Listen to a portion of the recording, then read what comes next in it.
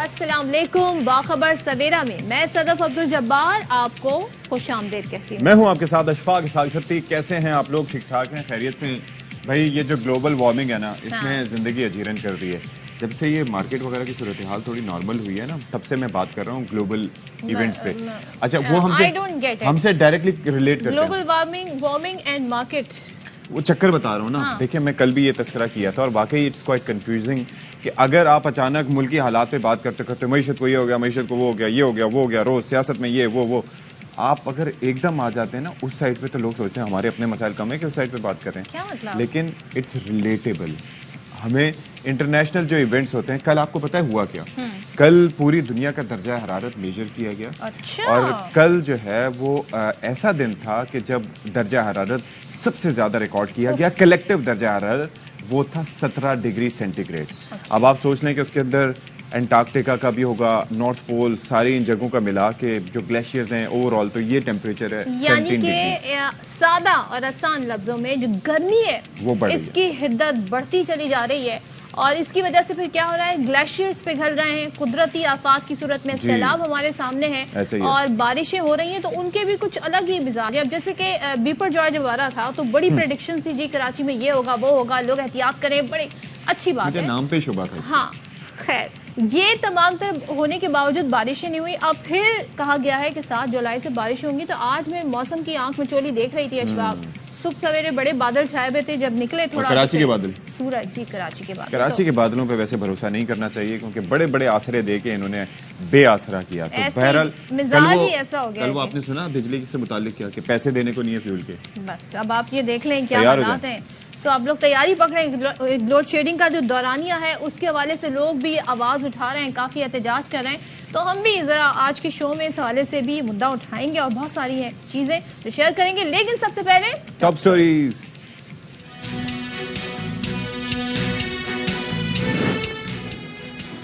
ملک بھر میں بجلی کا بحران، عوام پریشان، شارٹ فال 8000 میگا واٹ تک پہنچ گیا، پیداوار 19000 اور طلب 27000 میگا واٹ ہو گئی۔ کراچی، لاہور، پشاور، کوئٹہ لوڈ شیڈنگ نے کسی شہر کو نہیں بخشا۔ کراچی کے ضلع ملیر کے شیدی گوٹ میں ہیضے کی وبا، خاتون جاں بحق، 300 سے زائد متاثرہ افراد زیر علاج۔ محکمہ صحت کے مطابق آلودہ پانی کے باعث لوگ متاثر ہو رہے ہیں۔ آئی ایم ایف سے ڈیل کے بعد ڈالر کی ڈھیل ختم ہونے لگی، روپے کی قدر بہتر ہو رہی ہے۔ حکومت کا کئی سرکاری اداروں کی نجکاری کا فیصلہ، اسٹاک ایکسچینج کے ذریعے شیئرز فروخت کیے جائیں گے۔ اور دانتوں کو محفوظ رکھنے والا ٹوتھ برش باتھ روم میں غیر محفوظ ہے۔ دانتوں اور ٹوتھ برش کو جراثیم سے بچانے کے لیے حفاظتی اقدامات ضروری ہیں۔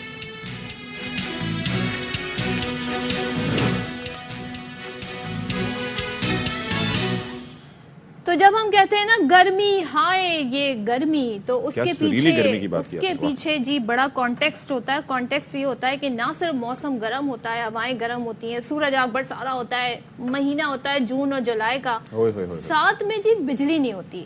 یہ وہ مہینے ہیں جب آپ کو آ کے بتاتی ہے حکومت جی شارٹ فال جو ہے نا وہ اب اتنا ہو گیا ہے، یعنی کہ 8000 میگا واٹ تک پہنچ گیا ہے، آپ کی جو طلب ہے وہ 27 ہے، جنریشن 19000 ہو رہی ہے، تو ایسے میں کیا کریں؟ یہ پلاننگ تو حکومت نے کرنی ہے نا، تو لوڈ شیڈنگ اس کا ایک اس میں یہ کہ بند کر دو جی ان کی بتی، یہ جو بل بھرتے ہیں نا ان کی لائٹ بند کر دو۔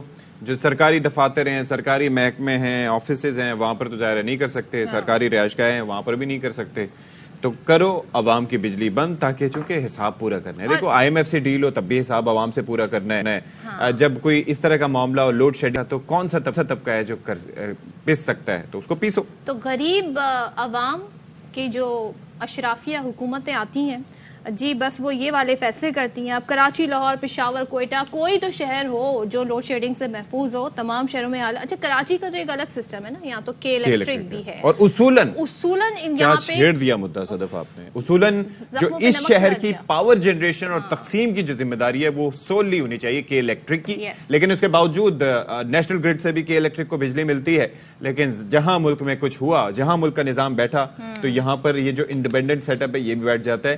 اس کے لیے کہا گیا تھا کہ اس شہر میں مسابقت کے لیے کسی اور کمپنی کو بھی کام کا موقع ملنا چاہیے, جیسے ٹیلی کام کمپنیز ہیں. اس سے یہ ہے کہ مقابلے کی فضا ہوتی ہے, لوگوں کو پیکیجز سستے مل جاتے ہیں. کسی کی اجارہ داری ہونا تو پھر وہ اپنی منمانی چلاتے ہیں, کوئی اکاؤنٹیبلٹی نہیں ہوتی, لیکن جب بہت سارے آپشنز ہوتے ہیں تو پھر یہ ہوتا ہے کہ لوگ جو ہیں کمپٹیشن کرتے ہیں, اچھا کام آپ کے سامنے رکھتے ہیں. اچھا ایک چیز یہ ہے, دن میں ہے 24 گھنٹے. اب 24 گھنٹے میں ذرا میں آپ کو بتا دوں دورانیہ کیا کیا ہے. کراچی میں اعلانیہ اور غیر اعلانیہ لوڈ شیڈنگ کا دورانیہ 12 سے 14 گھنٹہ ہے کہیں, اور کہیں پر یہ 16 گھنٹے تک پہنچ گیا ہے. جو باقی شہر ہے وہاں 10-10 گھنٹے تو بس معمول کی بات ہے. رپورٹ دیکھ لیجیے جی, تو دیکھ لیا آپ نے حال بے حال. یعنی کہ سوچیں آپ اپنے بجٹ کا سوچیں, مہنگائی کا سوچیں, اپنے بلز کا سوچیں, اور اس کے اوپر نہ آنے والی بجلی کا سوچیں, اور آپ یہ سوچیں کہ جب اتنی لوڈ شیڈنگ کے بعد جب آپ کے گھر میں بل آتا ہے نا, اور جب آپ اس میں نمبرز پڑھتے ہیں جو بل کا اماؤنٹ ہوتا ہے, آپ کہتے ہیں یار اتنی تو بجلی استعمال. تو آپ سوچیں گھر والوں سے آپ کے جھگڑے ہوتے ہیں, مطلب ظاہر ہے کہ جن لوگوں نے بل دینے ہوتے ہیں وہ پھر گھر والوں کو کہتے ہیں کہ پہلے صرف یہ گھر کے جو بڑے ابا ہیں ان کا یہ کام ہوتا تھا کہ بجلی کہیں ایکسٹرا جلی ہے اسے بند کرنا, ڈانٹنا. اب یہ سبھی یہ کام کر رہے ہیں, سبھی یہ کام کر رہے ہیں. اور اس کے بعد پھر گھر والوں سے جب آپ بات کریں تو وہ آگے سے آپ کو کہتے ہیں کہ کائنڈلی یہ جو آپ کا بل ہے نا اس کے اوپر یونٹس چیک کر لیں, پھر بجلی کی قیمت چیک کر لیں, ٹیکسز چیک کر لیں. اس سے زیادہ اب کیا ہو سکتا ہے. اچھا خیر, یہ تو جی ہمارے روز کا ہے, سالوں سے ہے, تو یہ ہم آپ کے ساتھ روز نمبرز بھی شیئر کرتے رہیں گے, عوام کی حالت ازار بھی بتاتے رہیں گے. اب حالت ازار سے یاد آیا, بقرعید ابھی گزری ہے. کتنا سمجھایا تھا اشفاق, جو عید کے تینوں دن ہم نے شوز کیے, ہم نے ان کو ٹپس دی, بتایا کہ خیال رکھیں, اپنا پیٹ سمجھ کے کھائیں. لیکن اب کیا ہو رہا ہے جناب, بقرعید گزرنے کے بعد ڈائریا اور ہیضے کی وبا جو ہے وہ پھیل گئی ہے. کراچی کے ضلع ملیر کا جو شیدی گوٹ ہے وہاں پر مہلک بیماریوں کا ایک گڑھ بن گیا ہے, اور خبر یہ آ رہی ہے کہ سینکڑوں افراد ہیضے کی وبا کی لپیٹ میں آ گئے ہیں, اور 300 سے زائد افراد. یہ بڑا کنسرننگ ہے. ایک 40 سالہ خاتون کی موت کی تصدیق کی گئی ہے, اور یہ کہا جا رہا ہے کہ جو پانی ہے, اب دیکھیں اس کے اندر عوام کا قصور اس حد تک ہوتا ہے کہ اگر وہ کھانے کی اشیاء میں وہ کریں, جو پانی ہے اگر وہ آلودہ ہوگا تو ظاہر ہے کہ وہ ایک ایسی چیز ہے کہ انایویٹیبل ہے. اب پانی آپ کو پینا ہے, اب آپ کو اتنا پتہ بھی نہیں ہے, لیکن ایک میں اگر ہو سکے تو خدارا جو پانی آپ کے گھر میں آ رہا ہو تو اپنے فلٹر کرنے کے جو طریقے ہوتے ہیں وہ استعمال کریں, اور پانی کو ابالیں, اور کسی حد تک شاید اس چیز سے بچت ہو سکے. لیکن اگر سیوریج کا پانی ہوگا تو پھر کیسے بچے گا. لوگوں کے گھروں میں تو گیس بھی نہیں آ رہی ہے. اب وہاں پر یہ جو گوٹ اور یہ اس طرح کے علاقے ہوتے ہیں تو ظاہر ہے کہ وہاں پر لکڑی جلا کے اس طرح کے مختلف مینز استعمال کرتے ہیں. ان کو پرانے وقتوں میں پہنچا دیں. اللہ رحم فرمائے, میں تو نہیں پہنچا رہا, یہ تو آپ کو پتا ہے کہ کس کی ذمہ داری ہے. حکومت کی ذمہ داری ہے کہ وہ ان کے حالت اظہار کا خیال رکھے. آپ یہ اندازہ کیجئے کہ یہ گھر محلے کی گھروں کی یہ کیفیت ہے, اس طرح کے سیٹلمنٹس میں رہتے وہ کس طریقے سے اپنا گزر بسر کرتے ہوں گے. اچھا ایسا ہے کہ ظاہر ہے ہیضے کی وبا یہ جو ہے یہ پانی کی وجہ سے ہوتی ہے, آلودہ پانی, لیکن جو دیگر امراض میں سے لوگ متاثر ہو رہے ہیں اس کی ایک وجہ یہ ہے کہ جو علائشیں ہیں کہیں پر ابھی بھی وہ بھی ہیں, ان کا تعفن ہے, وہ بھی ایک وجہ بن رہی ہے. تو ذرا ہم صورتحال اوور آل جانتے ہیں کہ کیا اس وقت ہے. ہمارے نمائندے ہمارے ساتھ ہیں انور خان. تو انور, باخبر سویرا میں آپ ہمارے ساتھ ہیں صبح سویرے, اور ظاہر ہے بڑی کنسرننگ یہ خبر ہے کراچی کے شہریوں کے حوالے سے, خاتون کی موت بھی ہو گئی. تو ذرا بتائیں کیا ابھی تک ہاسپٹل سے نمبرز رپورٹ ہوئے ہیں؟ جی دیکھیں, یہ گڈاف ٹاؤن ضلع ملیری کی حدود ہے, یہاں پہ شیدی گوٹ, اور یہاں جو واقعہ پیش آیا ہے یہ مکمل طور پر ایک انتظامی غفلت اور لاپرواہی نظر آئی ہے. جو علاقے کا جو ایک انڈر گراؤنڈ واٹر ٹینک ہے یہ بنیادی طور پر ڈسٹرکٹ کونسل کی ذمہ داری کے اندر آتا تھا. یہاں پر جو پانی کا اسٹاک تھا وہ گزشتہ 15 سے 16 دن کے دوران اس کی پمپنگ مشین خراب ہوئی, جس کے نتیجے کے اندر اس کے اندر بیکٹیریا پیدا ہوئے ماہرین کے مطابق, اور وہ آلودہ پانی شیدی گوٹ کے جو ولیج کے لوگ ہیں انہوں نے اس کو استعمال کیا. اور اس کے ساتھ ساتھ علاقہ مکینوں کے مطابق گزشتہ 7 سے 8 سال کا عرصہ گزر گیا تھا, اس ٹینک کی صفائی نہیں کی گئی تھی. وہاں سے جو غلاظت اور گندگی کا ڈھیر نکلا ہے اس میں سخت تعفن اور بدبو ہے. یہ پینے والا پانی عید کے دن سے لے کے گزشتہ 3-4 دن تک ان لوگوں کو سپلائی کیا گیا, اور کم و بیش علاقہ مکینوں کے مطابق 350 سے 400 افراد اس وبائی مرض کا شکار ہوئے آلودہ پانی پینے کے سبب. محکمہ صحت کے جو حکام ہیں انہوں نے صرف ایک ہلاکت کی تصدیق کی ہے, جبکہ جو علاقہ کونسلر ہیں یونینز کونسل درسانہ چنوں کے صالح خاصخیلی, ان کے مطابق 3 افراد اس کے اندر جاں بحق ہوئے ہیں, جبکہ علاقے کے جو سماجی کارکن ہیں ان کے مطابق اور علاقہ مکینوں کے مطابق 5 افراد اب تک مجموعی طور پر اس کے اندر جاں بحق ہو چکے ہیں. جو یہ واٹر ٹینک انڈر گراؤنڈ اس کو گزشتہ 7 سے 8 سال تک درست نہیں کیا گیا تھا, اس کی پمپنگ مشین اس وقت بھی ناکارہ پڑی ہوئی ہے, اور آج بھی کئی من مٹی اس ٹینک کے اندر موجود ہے, وہاں پہ عملہ موجود نہیں ہے, پمپنگ مشین خراب ہے. تو یہ وہ صورتحال ہے جو کہ انتظامی غفلت کے باعث یہ جگہ سبب بنی ہے. تو لوگوں نے بتا دیا تھی کہ عید کے موقع کے اوپر, لیکن یہ انتظامی نااہلی سامنے آئی اور مضر صحت پانی شیدی گوٹ کے مکینوں کو پینا پڑا. تو اب بھی صورتحال یہ ہے کہ متعدد مریض اس وقت میمن گوٹ سمیت مختلف ہسپتالوں کے اندر زیر علاج ہیں, اور جبکہ محکمہ صحت کے حکام کے مطابق وہاں پر ORS اور دیگر چیزیں فراہم کی گئی ہیں. انور مجھے یہ چیز بتائیے گا میرے بھائی کہ یہ جو پانی اس طرح کا ہوتا ہے, ایک تو مٹی کا موجود ہونا, کنٹامینٹس تو کافی ہیں, سیمپلز لیے گئے ہیں اس پانی کے, کہیں لیبارٹری وغیرہ بھیجا گیا ہے پتہ چلایا جا سکے کہ اور کیا کیا اس میں مہلک چیزیں موجود ہیں؟ صفائی نہیں ہو رہی, آپ کہہ رہے ہیں کہ سیمپل نہیں, اب تو ظاہر ہے جی دیکھیں بالکل یہاں جی بالکل یہاں سے پانی کے نمونے حاصل کیے گئے ہیں, سیمپل کلیکٹ کیے گئے ہیں. Karachi water and sewerage board کی لیب کو یہ نمونے فراہم کیے گئے ہیں, کیونکہ پانی کی تفصیل Karachi water and sewerage board کی ذمہ داری ہے, جبکہ وہاں پہ مینٹیننس کی ذمہ داری ڈسٹرکٹ میونسپل کارپوریشن کی ہے, جو کہ اب ٹاؤن ایڈمنسٹریشن تھی پہلے, اب وہ کارپوریشن کے اندر تبدیل ہو گئی ہے.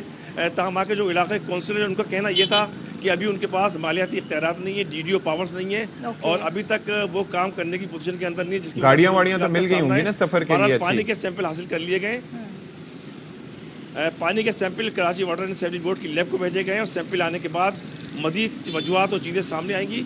تاہم اس وقت بھی شیدی ولیج کا وہ جو متاثرہ علاقہ ہے وہاں کے مکین اس وقت بھی اور آج بھی پینے کے صاف پانی سے محروم ہیں. انڈر گراؤنڈ واٹر ٹینک بدستور گندگی کا شکار ہے. اچھا تھینک یو انور. اور کیا کہتے ہیں شاخ ساڑھے تنا رہنا, یہ ساڑھے تنا رہنا, یہ جی عوامی میسج ہے. ساڑھے تنا رہنا, آپ پانی بوائل کریں پئیں, کیونکہ یہ جو ہے نا میکسیمم ایکشن لیا گیا ہے کہ پانی کے سیمپلز لے لیے گئے, اور وہ گئے بھی کس کے ہیں؟ واٹر اینڈ سیوریج بورڈ کی اپنی لیب کو. مجھے پتا بھی نہیں تھا ان کی کوئی لیب بھی ہے, اس کا کوئی نتیجہ نہیں آئے گا. which is good. مٹی ہے وہ نکالنے کی ذمہ داری کسی اور کی ہے, اختیارات نہیں ملے, یہ نہیں ملے, وہ نہیں ملے, لیکن گاڑیاں مل جاتی ہیں فوراً چمچماتی ہوئی, اس کے اندر سفر کرنا ہوتا ہے. یہ وہ صاحب کیا بات ہے صاحب لوگوں, بس آپ اپنا خیال خود, عوام کا کیا ہے, کون پوچھتا ہے ان کو. صحیح بات ہے. تو خیر, لیکن IMF والوں نے جی پوچھ لیا ہے. IMF والوں نے نہیں پوچھا, IMF والوں نے بیسیکلی وہی کروایا جو پہلے وہ 8-10 مہینے پہلے کروانا چاہ رہے تھے, جو ان کی شرائط تھیں, جو ان کی نظام کے حوالے سے. آپ مجھے ایک بات بتائیں, شرائط پوری ہونے پہ بھی ہمیں پیسے نہیں دے رہے تھے. پتہ ہے چکر کیا ہے, آپ یہ جیسے مثال کے طور پر یہ کپ کی مثال لے لو, لیٹ سے کہ آپ یہ کپ پروڈیوس کر رہی ہیں. اب یہ کپ آپ کو کہا جا رہا ہے کہ بھائی کتنے کا بنا رہی ہیں, آپ نے بنایا 40 روپے کا کپ, آپ نے, میں عوام ہوں, آپ نے مجھے دیا 20 روپے کا, 20 روپے کا آپ خزانے سے سبسڈی دے رہے ہیں. انہوں نے کہا کہ آپ بجائے مہنگا کپ بنانے کے آپ ایسا بھی کر سکتے ہیں کہ 20 روپے کا بنا کے عوام کو 20 کا دیں. اس کے لیے ڈھونڈنا ڈفرینٹ مینز جو کہ موجود ہیں وہ آپ کی ذمہ داری ہے نا. تو یہ بیسکلی سارا میکینزم ہے. یہ جو مثال آپ نے دی ہے, یہ وہ چیزیں ہیں جن پر آپ کوئی 2 مہینے 3 مہینے میں نہیں, یہ سالوں کی پالیسیز ہوتی ہیں جس کے بعد اس پر عمل درآمد ہوتا ہے. اچھا جی, IMF کے اس سے معاہدے کے بعد خیر اب ہمارے لیے اچھی خبر یہ آ رہی ہے کہ جو ڈالر کی جو دوڑ تھی اب اس کی رفتار میں کمی آ گئی ہے, اور گزشتہ روز انٹر بینک میں ڈالر ایک ہی دن میں, صرف ایک دن میں 10 روپے 58 پیسے سستا ہوا, 275 روپے 41 پیسے پر بند ہوا. فوریکس ڈیلرز کے مطابق اوپن مارکیٹ میں 5 روپے کمی کے بعد ڈالر 280 روپے میں فروخت کیا جا رہا ہے. اوپن مارکیٹ میں 2 دنوں میں ڈالر میں 10 روپے کی کمی ہو چکی ہے. ساتھ ہی ہم یہ دیکھ رہے ہیں کہ اب حکومت یہ سوچ رہی ہے کہ کچھ سرکاری جو ادارے ہیں ان کی نجکاری کر دی جائے, اور اسٹاک ایکسچینج کے ذریعے جی شیئرز اور پاور ڈسٹریبیوشن کمپنیوں کے شیئرز بھی فروخت ہوں گے, اسٹیٹ لائف کی بھی اسٹاک ایکسچینج میں لسٹنگ کروائی جائے گی. اچھا, ایک چیز یہ ہے کہ اس حوالے سے وہ زبیر موتی والا صاحب بھی کہہ رہے تھے کہ this is the only solution that we have, کہ ہمارے جو قومی ادارے ان کی نجکاری کی جائے. لیٹس سی کہ اس کے اثرات کیا ہوں گے. تو مزمل اسلم صاحب ہمارے ساتھ موجود ہیں, ان سے ذرا بات کر لیتے ہیں. مزمل صاحب, بہت شکریہ آپ نے ہمارے لیے وقت نکالا. کل ہمارے ساتھ ملک بوستان صاحب تھے, تو وہ یہ فرما رہے تھے کہ جب پیسے آ جائیں گے تو اس وقت ڈالر آ جائے گا 240 تک. اب اس کے اندر میرے کچھ کنسرنز تھے, وہ یہ ہیں کہ بھائی اگر LCs کھلیں گی تو وہاں پر بھی ڈیمانڈ بڑھے گی, پھر آپ کو پتہ ہے قیمت نیچے جائے گی, لوگ آگے کی صورتحال کو رکھتے ہوئے ہولڈنگ پھر سے کر سکتے ہیں. آپ کا اس پہ نقطہ نظر کیا ہے, کیا ہو سکتا ہے؟ دیکھیں, سب سے پہلے تو آپ صدف جو ہے نا اسٹینڈ بائی ہو جائے. اب جیسے پروگرام میں اکثر آپ لوگ ہمیں کہتے ہیں نا اسٹینڈ بائی لائیو ہونے والے ہیں, تو آپ کو پروگرام بھی اسٹینڈ بائی پروگرام ملا ہے. اللہ, ہاں, تو یہ اسٹینڈ بائی پروگرام ہے. اور ایک یہ برج ہے کراس کروائے گا, جو ابھی حکومت جائے گی اور نئی حکومت آئے گی, ان 2 پیریڈز کے بیچ میں ایک برج بنایا گیا. اگر الیکشن ہوتے ہیں تو مطلب وہ ابھی تو ہم یوں ہی کہیں گے نا, بدگمانی نہیں کرتے نا, تو کیا پتا کہ ہو نہ ہو. تو یہ 9 مہینے کا ایک یہ برج ہے. ٹھیک ہے, تو وہ ملک بوستان صاحب اپنا چورن بیچتے ہیں جا کے, انہوں نے 1 سال میں کئی دفعہ بیچا, میں ان پہ نہیں بات کروں گا. سب سے پہلے اب آ جائیں کہ آپ نے کہا کہ یہ 240 آپ نے کہا ایل سیز کھلیں گی, یہ ہوگا وہ ہوگا, اور قرض بھی الگ ادا کرنا ہے. دیکھیے کبھی آپ کے گھر میں ایسا ہوا ہے کہ پانی کی موٹر وقت پہ نہ چلی ہو تو ایک دم جو ہے پانی ختم ہو جاتا نلوں میں, ٹھیک ہے نا, اور سم ٹائم ایسا ہوتا ہے کہ آپ کی ٹنکی میں ہی پانی نہیں ہوتا کیونکہ پیچھے سے نہیں آ رہا تھا. ہم تو بدنصیب ٹینکروں سے ڈلواتے ہیں پانی اپنے گھروں کا, ہمیں تو پانی ملتا ہی نہیں ہے. تو جب آپ کا ٹینکر گھر پہ نہیں آتا تو گھر پہ پانی ختم ہو رہا ہوتا ہے, اور پھر گھر والے کہتے ہیں کہ تھوڑا سا پانی بالٹی میں سیو کر لو, کہ جو ہے آپ کی ضرورت کے طور پہ وہ آپ کو پانی زیادہ جو ضرورت ہو وہ یوز کر دیتا ہے. بالکل ایسے, ٹھیک ہے نا.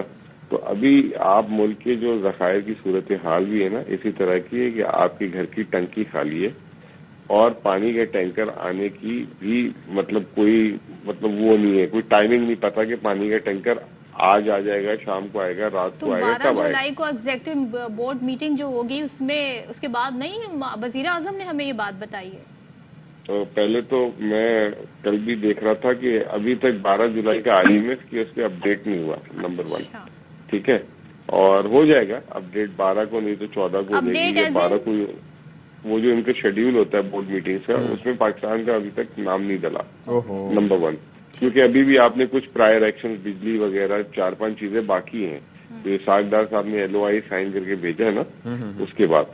نمبر 2 کہ آیا جب وہ ٹینکر آئے گا تو اس میں پورا ٹینکر آ رہا ہے یا تھوڑے سے پیسے آ رہے ہیں. اب یہ آ رہے ہیں $1 ارب, جس ملک کی جو صرف ماہانہ جو ہے $1.5 ارب سے زیادہ کی قرض کی ادائیگی ہے, ٹھیک ہے نا.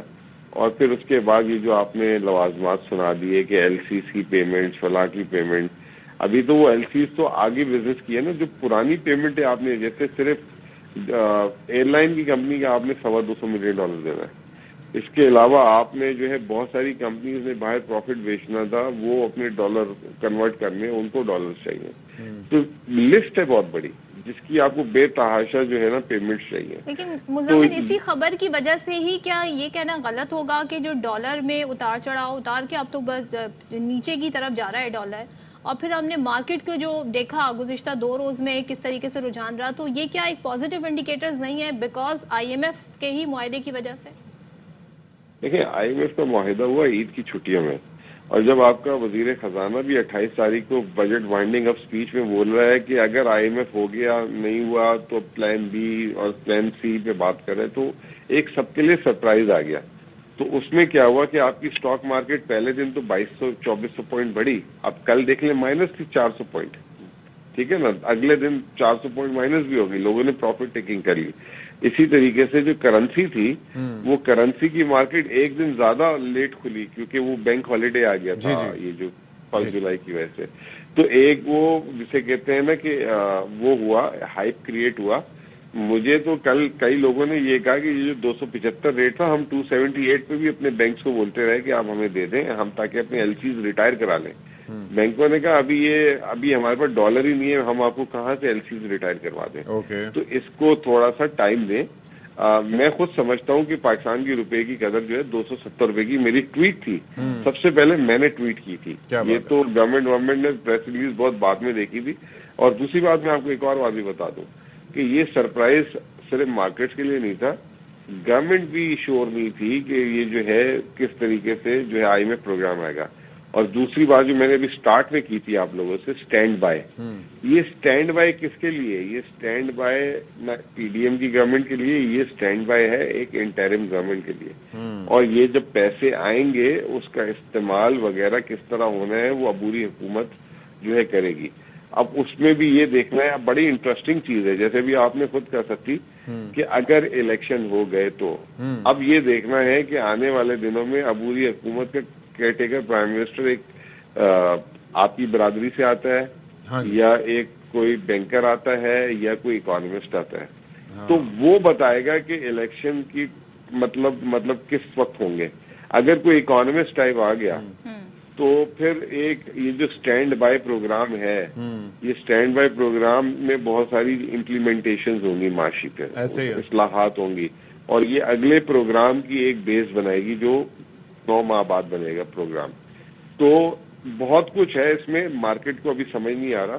اس میں آپ کو آنے والے دنوں میں جو ہے سابقہ حکومت, آپ تو نام نہیں لے سکتے, اس کا بھی کردار نظر آئے گا, ان سے بھی بات چیت ہوگی اس اسٹینڈ بائی پروگرام کے طور پہ, اور بہت ساری چیزیں ہوں گی. تو اتنا ضروری نہیں. اور مارکیٹ جو ہے جو 250 240 ملک بوستان نے بول دیا, ڈار صاحب نے 250 بول دیا, تو پہلے وہ بالٹی بھر لیں, ٹینکی آپ کی خالی ہے, اس ٹینکی میں جب ایک دفعہ پانی ڈلے گا اس کے بعد وہ پانی نلوں میں آ جائے, پھر پتہ لگے گا ٹینکی میں بچا کیا ہے, تب وہ ریٹ صحیح پتہ لگے گا. اچھا, ابھی فی الحال جو ہے ایک feel good. Very rightly sir. Thank you so much Muzammil Aslam Sahab for being with اس. بات مناسب یہی ہے کہ اصل میں فوراً جو ہے نا کہ آگے کے خیالات اور خیالی پلاؤ بنانا شروع کر دیتے ہیں, لیکن ہونا نہیں چاہیے, کیونکہ آپ کو پیسے جتنے دینے ہیں. پھر حکومتی ترجیحات پہ میں بات کرتا ہوں, صدف بھی اس پہ ظاہر کنسرن رہتی ہیں. آپ یہ دیکھیں جو ڈائریکٹر فچ ہیں ایشیا پیسیفک, وہ کہتے ہیں پاکستان کو $25 ارب کی ادائیگیاں کرنی ہیں, اور جو پاکستان کے زر مبادلہ کے ذخائر ہیں وہ 7 گنا زیادہ رقم اس سے یہ ہے جو کہ ذخائر سے زیادہ ہے. مطلب $23 ارب دینے, ہمارے پاس 3 ارب ہم ویٹ کر رہے ہیں, تو ہمیں قرض لے کے قرض ہی ادا کرنا ہے نا. کیا کریں گے, کیا کریں, بریک لے لیتے ہیں, بریک کے بعد آتے ہیں.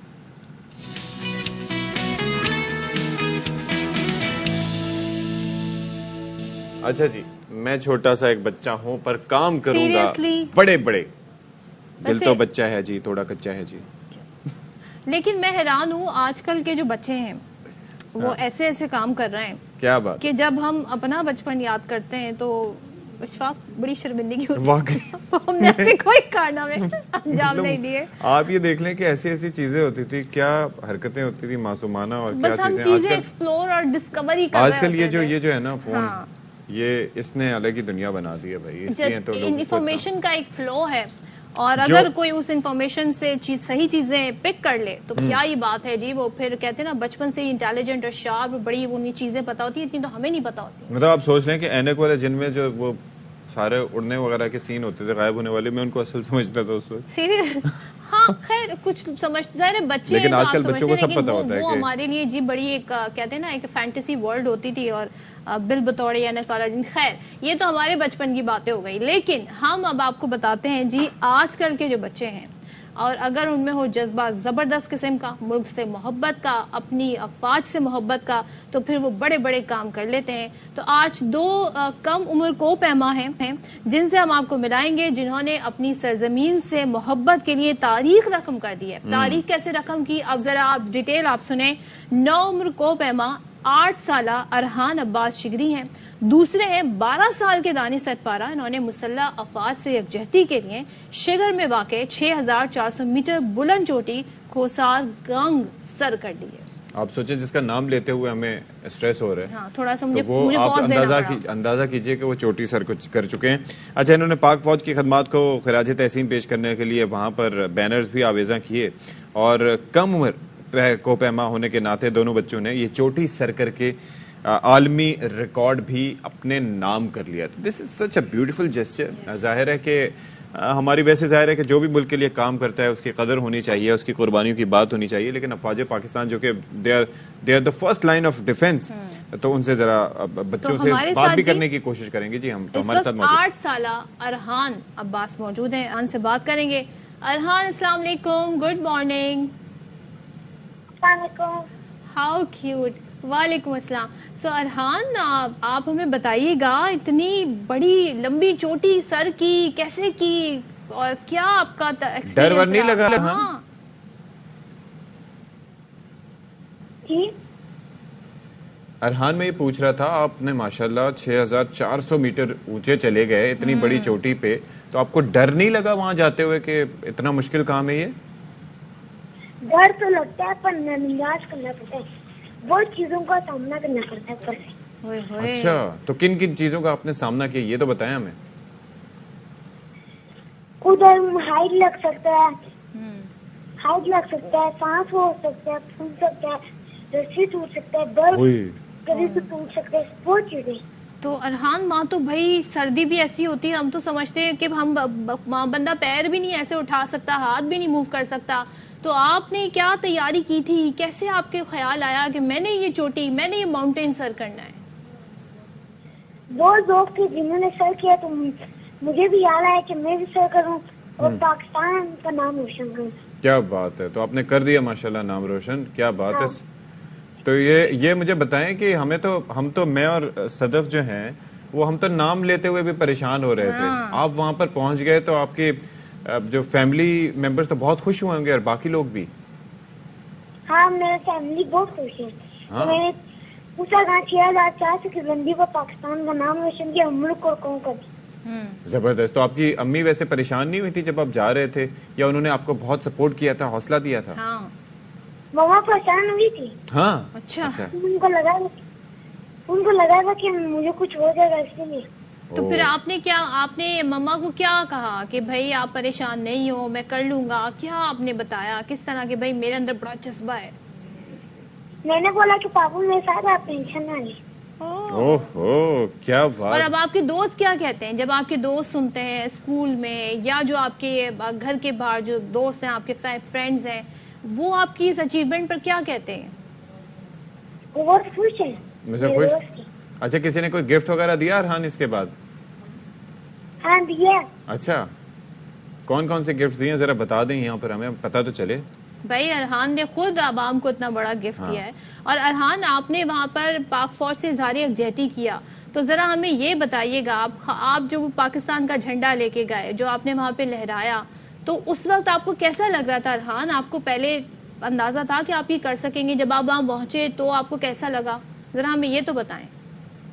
مجھے نہیں پتا تھا کہ میں سر کروں گا, دیکھا تو میں نے سر بھی کر لیا اور پاکستان کا نام روشن کیا. اچھا, تو دوسرا ارحان پاک فوج کا بھی نام روشن کیا ہے. ماشاءاللہ.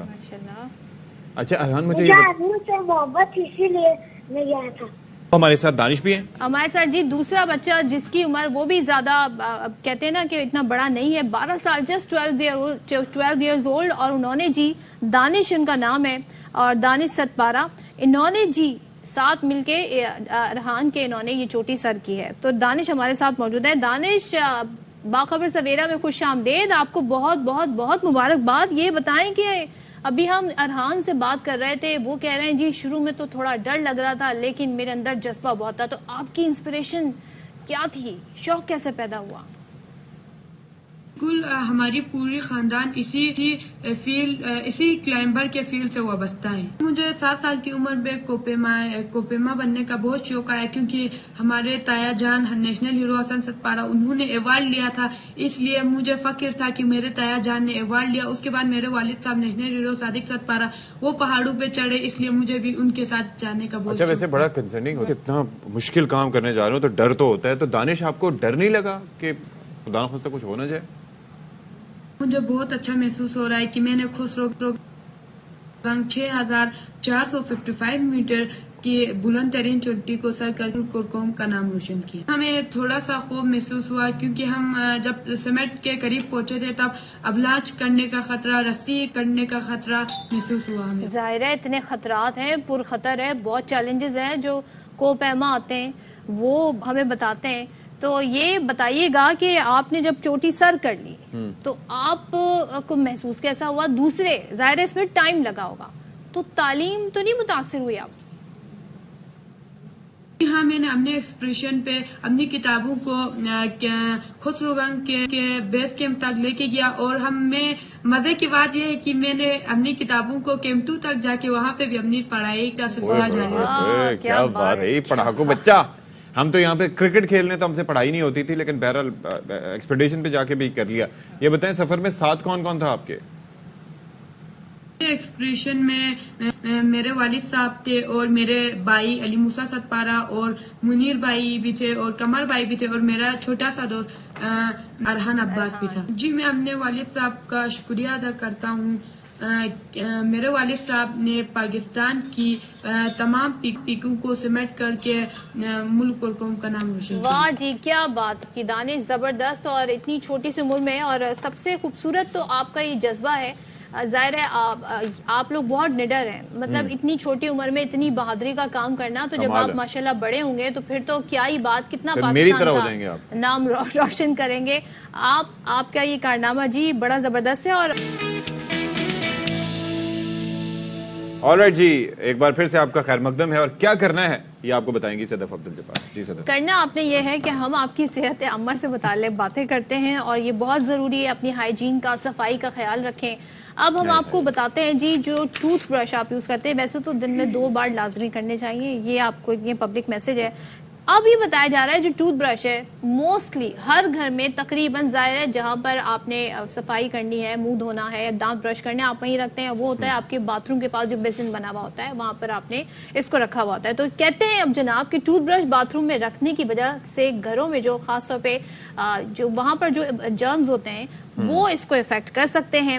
واش بیسن باہر بنانے کا رواج اب ختم ہو گیا ہے, پہلے زمانے میں ایسا ہوا کرتا تھا. ماہرین کا یہ کہنا ہے کہ اگر آپ اٹیچ باتھ میں اپنا ٹوتھ برش رکھتے ہیں تو بہت بہت بہت سنگین غلطی کر رہے ہیں آپ, اور باتھ روم میں موجود ٹوائلٹ ٹوتھ برش کو شدید آلودہ قرار دے دیا. اس میں چکر کیا ہے؟ اس میں چکر یہ ہے کہ جب آپ اپنا جو یہ کموڈ ہو یا کوئی بھی ایسی چیز ہو, جب آپ اس کو فلش کرتے ہیں تو اس کے بعد وہ سینکڑوں کی تعداد میں جو جراثیم جو ہیں, اگر اس کی لڈ کلوز نہیں ہے تو وہ ہوا میں محو پرواز ہوتے ہیں, اور وہ کہاں جا کے لینڈ کریں یو نیور نو. اچھا, جو ایک لوگ ہیں وہ لڈ کلوز نہیں کرتے, موسٹلی نہیں کرتے, ورنہ یہ کرنا چاہیے, بیکاز یہ ہے کہ یہ ایک بڑا کنسرن ہے. Please do read about it. ایک تو چیز یہ ہوگی. دوسرا یہ ہے کہ فدوی نے ان آنکھوں سے یہ نظارے کئی جگہ دیکھے ہیں کہ یہ جو کاکروچز وغیرہ ہوتے ہیں, لال بیگ جنہیں کہا جاتا ہے, ان کی ایکسس جگہ جگہ ہوتی ہے, اور وہ بڑا اچھا کام کرتے ہیں یہ جراثیم وغیرہ لے جانے کا, اور کئی دفعہ وہ بھی اپنے دانت برش کر رہے ہوتے ہیں اس کے ساتھ. اور بعض ویڈیوز میں نے یہ چھپکلیوں وغیرہ کو بھی دیکھا ہے کہ وہ بھی مستفید ہو رہی ہوتی ہیں, کیونکہ آپ یہ کہتے ہیں کہ ایک تو ہمارے یہاں برشز چینج نہیں ہوتے بہت جلدی, دوسرا یہ ہے کہ اس برش کو دانت برش کرنے کے بعد اتنا زیادہ دھونے کا رواج نہیں ہے, اس کے ساتھ پیسٹ وغیرہ لگا رہ جاتا ہے بسا اوقات. سوچیں اب جب اس پہ پیسٹ لگا ہوا ہے تو ظاہر ہے اس کو کیڑے مکوڑے جو ہے نا اس کے پاس ایسے رینگتے ہوئے چلے آئیں گے, جو بھی ذرا سی چیز جس میں منٹ ہو یا مٹھاس ہو. لیکن ایک چیز میں اور بتا رہی تھی, ایئر بورن بھی کچھ چیزیں جرمز ہوتے ہیں, تو جو ہم فلش کرنے کی بات کریں, جب آپ لڈ کلوز کر کے کریں گے تو وہ جو ایک خطرہ ہوتا ہے کہ جی وہ ہوا میں وہ جراثیم پھیل سکتے ہیں, وہ نہیں پھیلیں گے. لیکن اب اسے کہاں رکھا جائے, کیا کیا جائے؟ ہمارے یہاں تو لوگ بھولنے کے بڑے عادی ہیں, اگر ٹوتھ برش نہیں ہوگا منہ دھوئیں گے, آ جائیں گے, ٹوتھ برش نہیں کریں گے, تو اس مسئلے کا کیا حل نکالیں؟ کیا ہمارے ساتھ موجود ہیں فیملی فزیشین ڈاکٹر عظمیٰ حمید صاحبہ. بڑے اہم ایشوز پہ ہم ان سے بات کرتے ہیں. پہلے تو یہ بتائیں Uzma, thank you so much for being with us, آپ کی وجہ سے ہماری جو ہے وہ بیماریوں سے محفوظ گزری.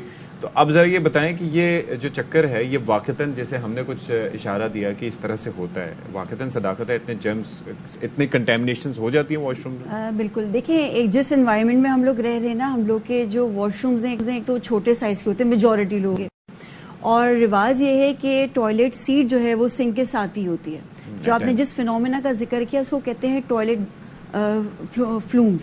تو بیسکلی ہوتا کیا ہے کہ جب فلش کرتے ہیں تو اس میں اگر لڈ کلوز نہ ہو تو ایروسولز نکلتے ہیں. وہ ایروسولز کی جس کو ہم ڈراپلیٹس کر لیں یا اسپرے فارم کر لیں, جب وہ پارٹیکلز ہوتے ہیں تو وہ ہوا میں ہوتے ہیں.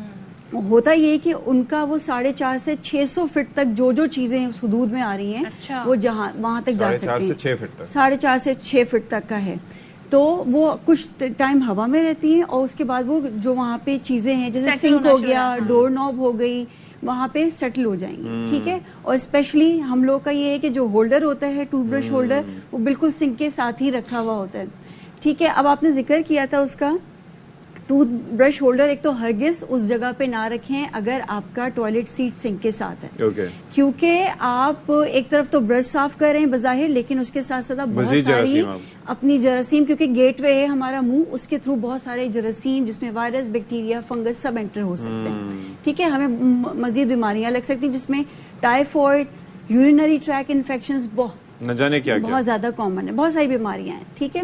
اب طریقہ کار یہ ہے کہ ایک تو ٹوتھ برش کو ہمیشہ اپ رائٹ پوزیشن سیدھا کھڑا کر کے رکھے تاکہ اس کا پانی اچھے سے ڈرین ہو جائے اور وہ ڈرائی ہو جائے, کیونکہ جتنا ٹوتھ برش آپ کا گیلا رہے گا نا, پانی از اے میگنیٹک میڈیم جو کہ اٹریکٹ کرتا ہے کسی بھی جرمز کو. ٹھیک ہے. تو آپ نے اس کو ڈرائی کرنا ہے اور اپنے روم میں بھی کور کر کے رکھنا ہے آپ نے. جب ڈرائی ہو جائے. اچھا دوسرا یہ کہ جب کبھی آپ ٹوتھ برش یوز کریں تو کوشش کریں اس کو گرم پانی سے رنس کر لیں, اچھے سے دھو لیں تاکہ جرمز اس کے مر جائیں. یا کچھ نہیں, ہائیڈروجن پر آکسائڈ 1 پارٹ اور 10 پارٹ پانی کا ملا کے آپ اس کو کلیننگ بھی کر سکتے ہیں, جو کہ کرنا چاہیے. وہاں پر جو اگر فرض کریں کہ یہ تو چلیں اتنا وہ یہاں پر دانت برش کرتے ہوئے لوگوں کو زندگی اور موت کا مسئلہ بن جاتا ہے کہ کریں یا نہ کریں. ہم بار بار اس چیز کو ڈسکس کرتے ہیں کہ ہم نے اپنی زندگی کو نا کمپلیکس خود بنا لیا. یہ چھوٹی چھوٹی چیزیں ہیں جس سے ہم اگر کریں تو بہت ساری بیماریوں سے ہم بچ سکتے ہیں. مطلب ہم اگر ٹیتھ برش نہیں کریں گے, آپ خود سوچیں کتنی ہم کھانا میٹھا کھا رہے ہوتے ہیں, مرچ مسالے کھا رہے ہوتے ہیں, وہ ہماری دانتوں میں جا کے جمع ہو جاتا ہے, کیویٹیز بن جاتی ہیں, انفیکشنز ہو جاتے ہیں. اچھا وہ تو ہم ایجوکیٹ کرتے ہیں نا کہ ایک آپ اورل کام ہائیجین کر بھی سکتے ضروری ہیں, ہے. آپ اپنے مائنڈ کو یہ فیڈ کر سکتے ہیں انفارمیشن کہ میں نے اگر دانت برش نہیں کیے نا تو مجھے نیند نہیں آئے گی. آپ لکھ کے رکھ لیں, آپ کو نیند نہیں آئے گی, آپ اٹھیں گے جائیں گے دانت برش کریں گے. سر عادت بنانی ہے نا ہم لوگوں نے, عادت نہیں بنے گی تو پھر سیلف ٹاک بھی کرنی پڑے گی اپنے آپ کو. اچھا ایک چیز یہ ہے کہ جو آپ کے پاس جو ہینڈ واش اس طرح سے ہوتے ہیں ان کا استعمال کرتے ہوئے آپ نہیں دھو سکتے اس کو. نہیں, اس میں دیکھیں اس میں سرٹین کیمیکلز ہوتے ہیں اور آپ پھر ڈائریکٹلی اپنے ٹیتھ پہ آپ لگا رہے ہیں. اس کے لیے آپ جیسے ماؤتھ واش ہوتا ہے نا اینٹی بیکٹیریل, اس میں آپ آدھا گھنٹہ سوک کر سکتے ہیں. اچھا جی آپ نے وہاں پہ کیا اس کو, اس میں سوک کر سکتے ہیں. ماؤتھ واش تو سب کے گھر میجورٹی لوگ یوز کر رہے ہوتے ہیں. آدھے گھنٹے آپ اس کو اس میں سوک کر کے رکھ سکتے ہیں, لیکن وہ اینٹی بیکٹیریل ہو تاکہ اس کے جرمز مر جائیں. اور کچھ نہیں تو گرم پانی آپ رکھ لیں, رنس برش کرنے سے پہلے اپنے برش کو اس سے دھو لیں تو وہ بھی جراثیم مار دے گا کیونکہ گرم پانی ہوگا. تو اوکے, اس کے اندر کتنا دورانیہ ہو؟ 5 سے 2 سے 3 منٹ بس. اچھے سے کچھ ایسے شیلف بھی آتے ہیں جو انکلوزڈ ہوتے ہیں, ان میں بھی آپ. اچھا دیکھیں شیلف کا جو میں نے بات کی تھی نا, جب تک ڈرائی نہ ہو شیلف میں نہ رکھیں. بات وہی ہوگی وہ موئسٹ ہوگا, اس میں بیکٹیریا. اور ایک اور چیز ہے یہ دیکھیں, یہ it's not just related to the toothbrush itself. آپ یہ سوچیں جتنی بھی چیزیں, مثال کے طور پر آپ نے ایک طرح سے اس کو فوارے کی شکل دے دی اپنے اس کو لڈ کو, تو یہ اٹ سیلف بڑا کنسرننگ ہے کہ وہ جو میٹر ہے سارا کا سارا وہ آپ کے ڈور نوب سے آپ نے ہاتھ اٹھایا, وہ منہ پہ لگایا, آپ کے سوپس وغیرہ پہ, جتنی چیزیں آپ واش روم کے اندر دیکھیے لوگوں کو اکثر میں نے دیکھا ہے کپڑے ہینگ کرنے کا رواج ہے, ٹھیک ہے, تولیاں وہاں پہ ہینگ ہوتی ہیں اور وہی تولیہ آپ اپنے فیس پہ بھی لگا رہے ہو, تو ایون وہ الرجی بھی کاز کر سکتی ہے نا. تو یہ چیزیں آپ نے باتھ روم کے اندر دیکھیں, اور ایون وہ اس انوائرمنٹ میں ڈرائی بھی نہیں ہوتا, ڈرائی نہیں ہوتے. ایگزاسٹ لوگ نہیں چلاتے, لوگوں کے گھر میں ایگزاسٹ نہیں ہے, اگر ایگزاسٹ ہے تو وہ چلاتے نہیں. ایگزاسٹ کم از کم آپ کو ہیلپ کر دے گا کہ وہ آپ کی جلدی سے اس کو ڈرائی کر دیتا ہے, آپ کے فلور کو یا اس کو. آپ دیکھیں موسٹلی ہم اپنے واش رومز کا ڈور کلوز ہی رکھتے ہیں, ٹھیک ہے, تو وہ انوائرمنٹ ایک بہت پیکڈ انوائرمنٹ ہو جاتا ہے, اسٹیم والا ایک گرماہٹ ہوتی ہے. اگر وہاں سے کسی نے بات لیا بند کر دیا تو پھر وہ ایک اسٹیم والا, اور وہ بہت اچھا میڈیم ہے گروتھ کے لیے. خاص طور پر دیکھیں اگر شیئرڈ واش روم ہو تو پھر تو سونے پہ سہاگا ایک طرح سے ہو گیا. تو تھوڑی بہت چیزیں جیسے آپ نے کہا لڈ کا ذکر کیا, وہ لازمی کور کر کے رکھیں جب یوز میں نہ ہو, اور جب ہم فلش کریں تو اس وقت تو لازمی اس سے پہلے فلش کرنے سے پہلے آپ نے کلوز کرنا ہے. اور اگر آپ پھر بھی لائک ظاہر ہے اب سب کے گھر میں اسی طریقے سے اٹیچ بات بنے, آپ ایک ڈمی ٹوتھ برش رکھ لیں, دیٹ از اے ریمائنڈر, جو ریمائنڈر ہو. پھر آپ نے جس سیف جگہ پر رکھا ہوا ہے ٹوتھ برش کو وہاں سے لا کے استعمال کریں. نہیں تو جو آپ نے کہا اینٹی بیکٹیریل ماؤتھ واش ہے اس میں تھوڑی دیر ڈپ کر کے رکھیں and then you can use it. بالکل ایسے ہی. تو اس سے یہ ہے کہ آپ لوگ بچ سکتے ہیں, اور اپنے ٹوتھ برش جو ہے نا وہ 3 مہینے کے انٹرول میں, یا جیسے اس کے برسٹل جو ہیں وہ خراب ہو رہے ہیں تو اس کو چینج بھی کر لیں, پتہ چلے کہ آپ نے. اور دانت برش کرنے کے صحیح طریقے اس پہ بھی ہم پروگرام کرتے رہتے ہیں, تو وہ بھی کائنڈلی دیکھ لیا کریں تاکہ آپ رگڑ کے ان کے دانتوں کا بیڑا غرق نہ کریں, بلکہ پراپر طریقے سے کتنی دیر کرنا ہے, کیا کرنا ہے. اور صرف ڈینٹل نہیں, اورل ہائیجین کا خیال رکھیں. Flossing is very important, tongue cleaning is very important. یہ جو والز ہیں آپ کے منہ کے, ان کو صاف کرنا بہت امپورٹنٹ ہے.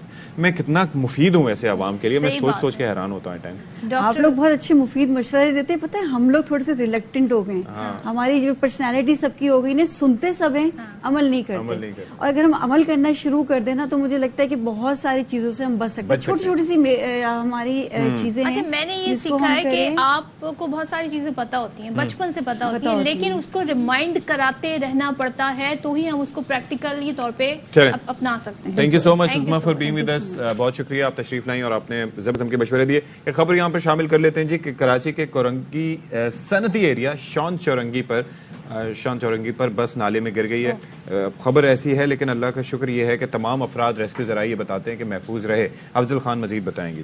جی افضل.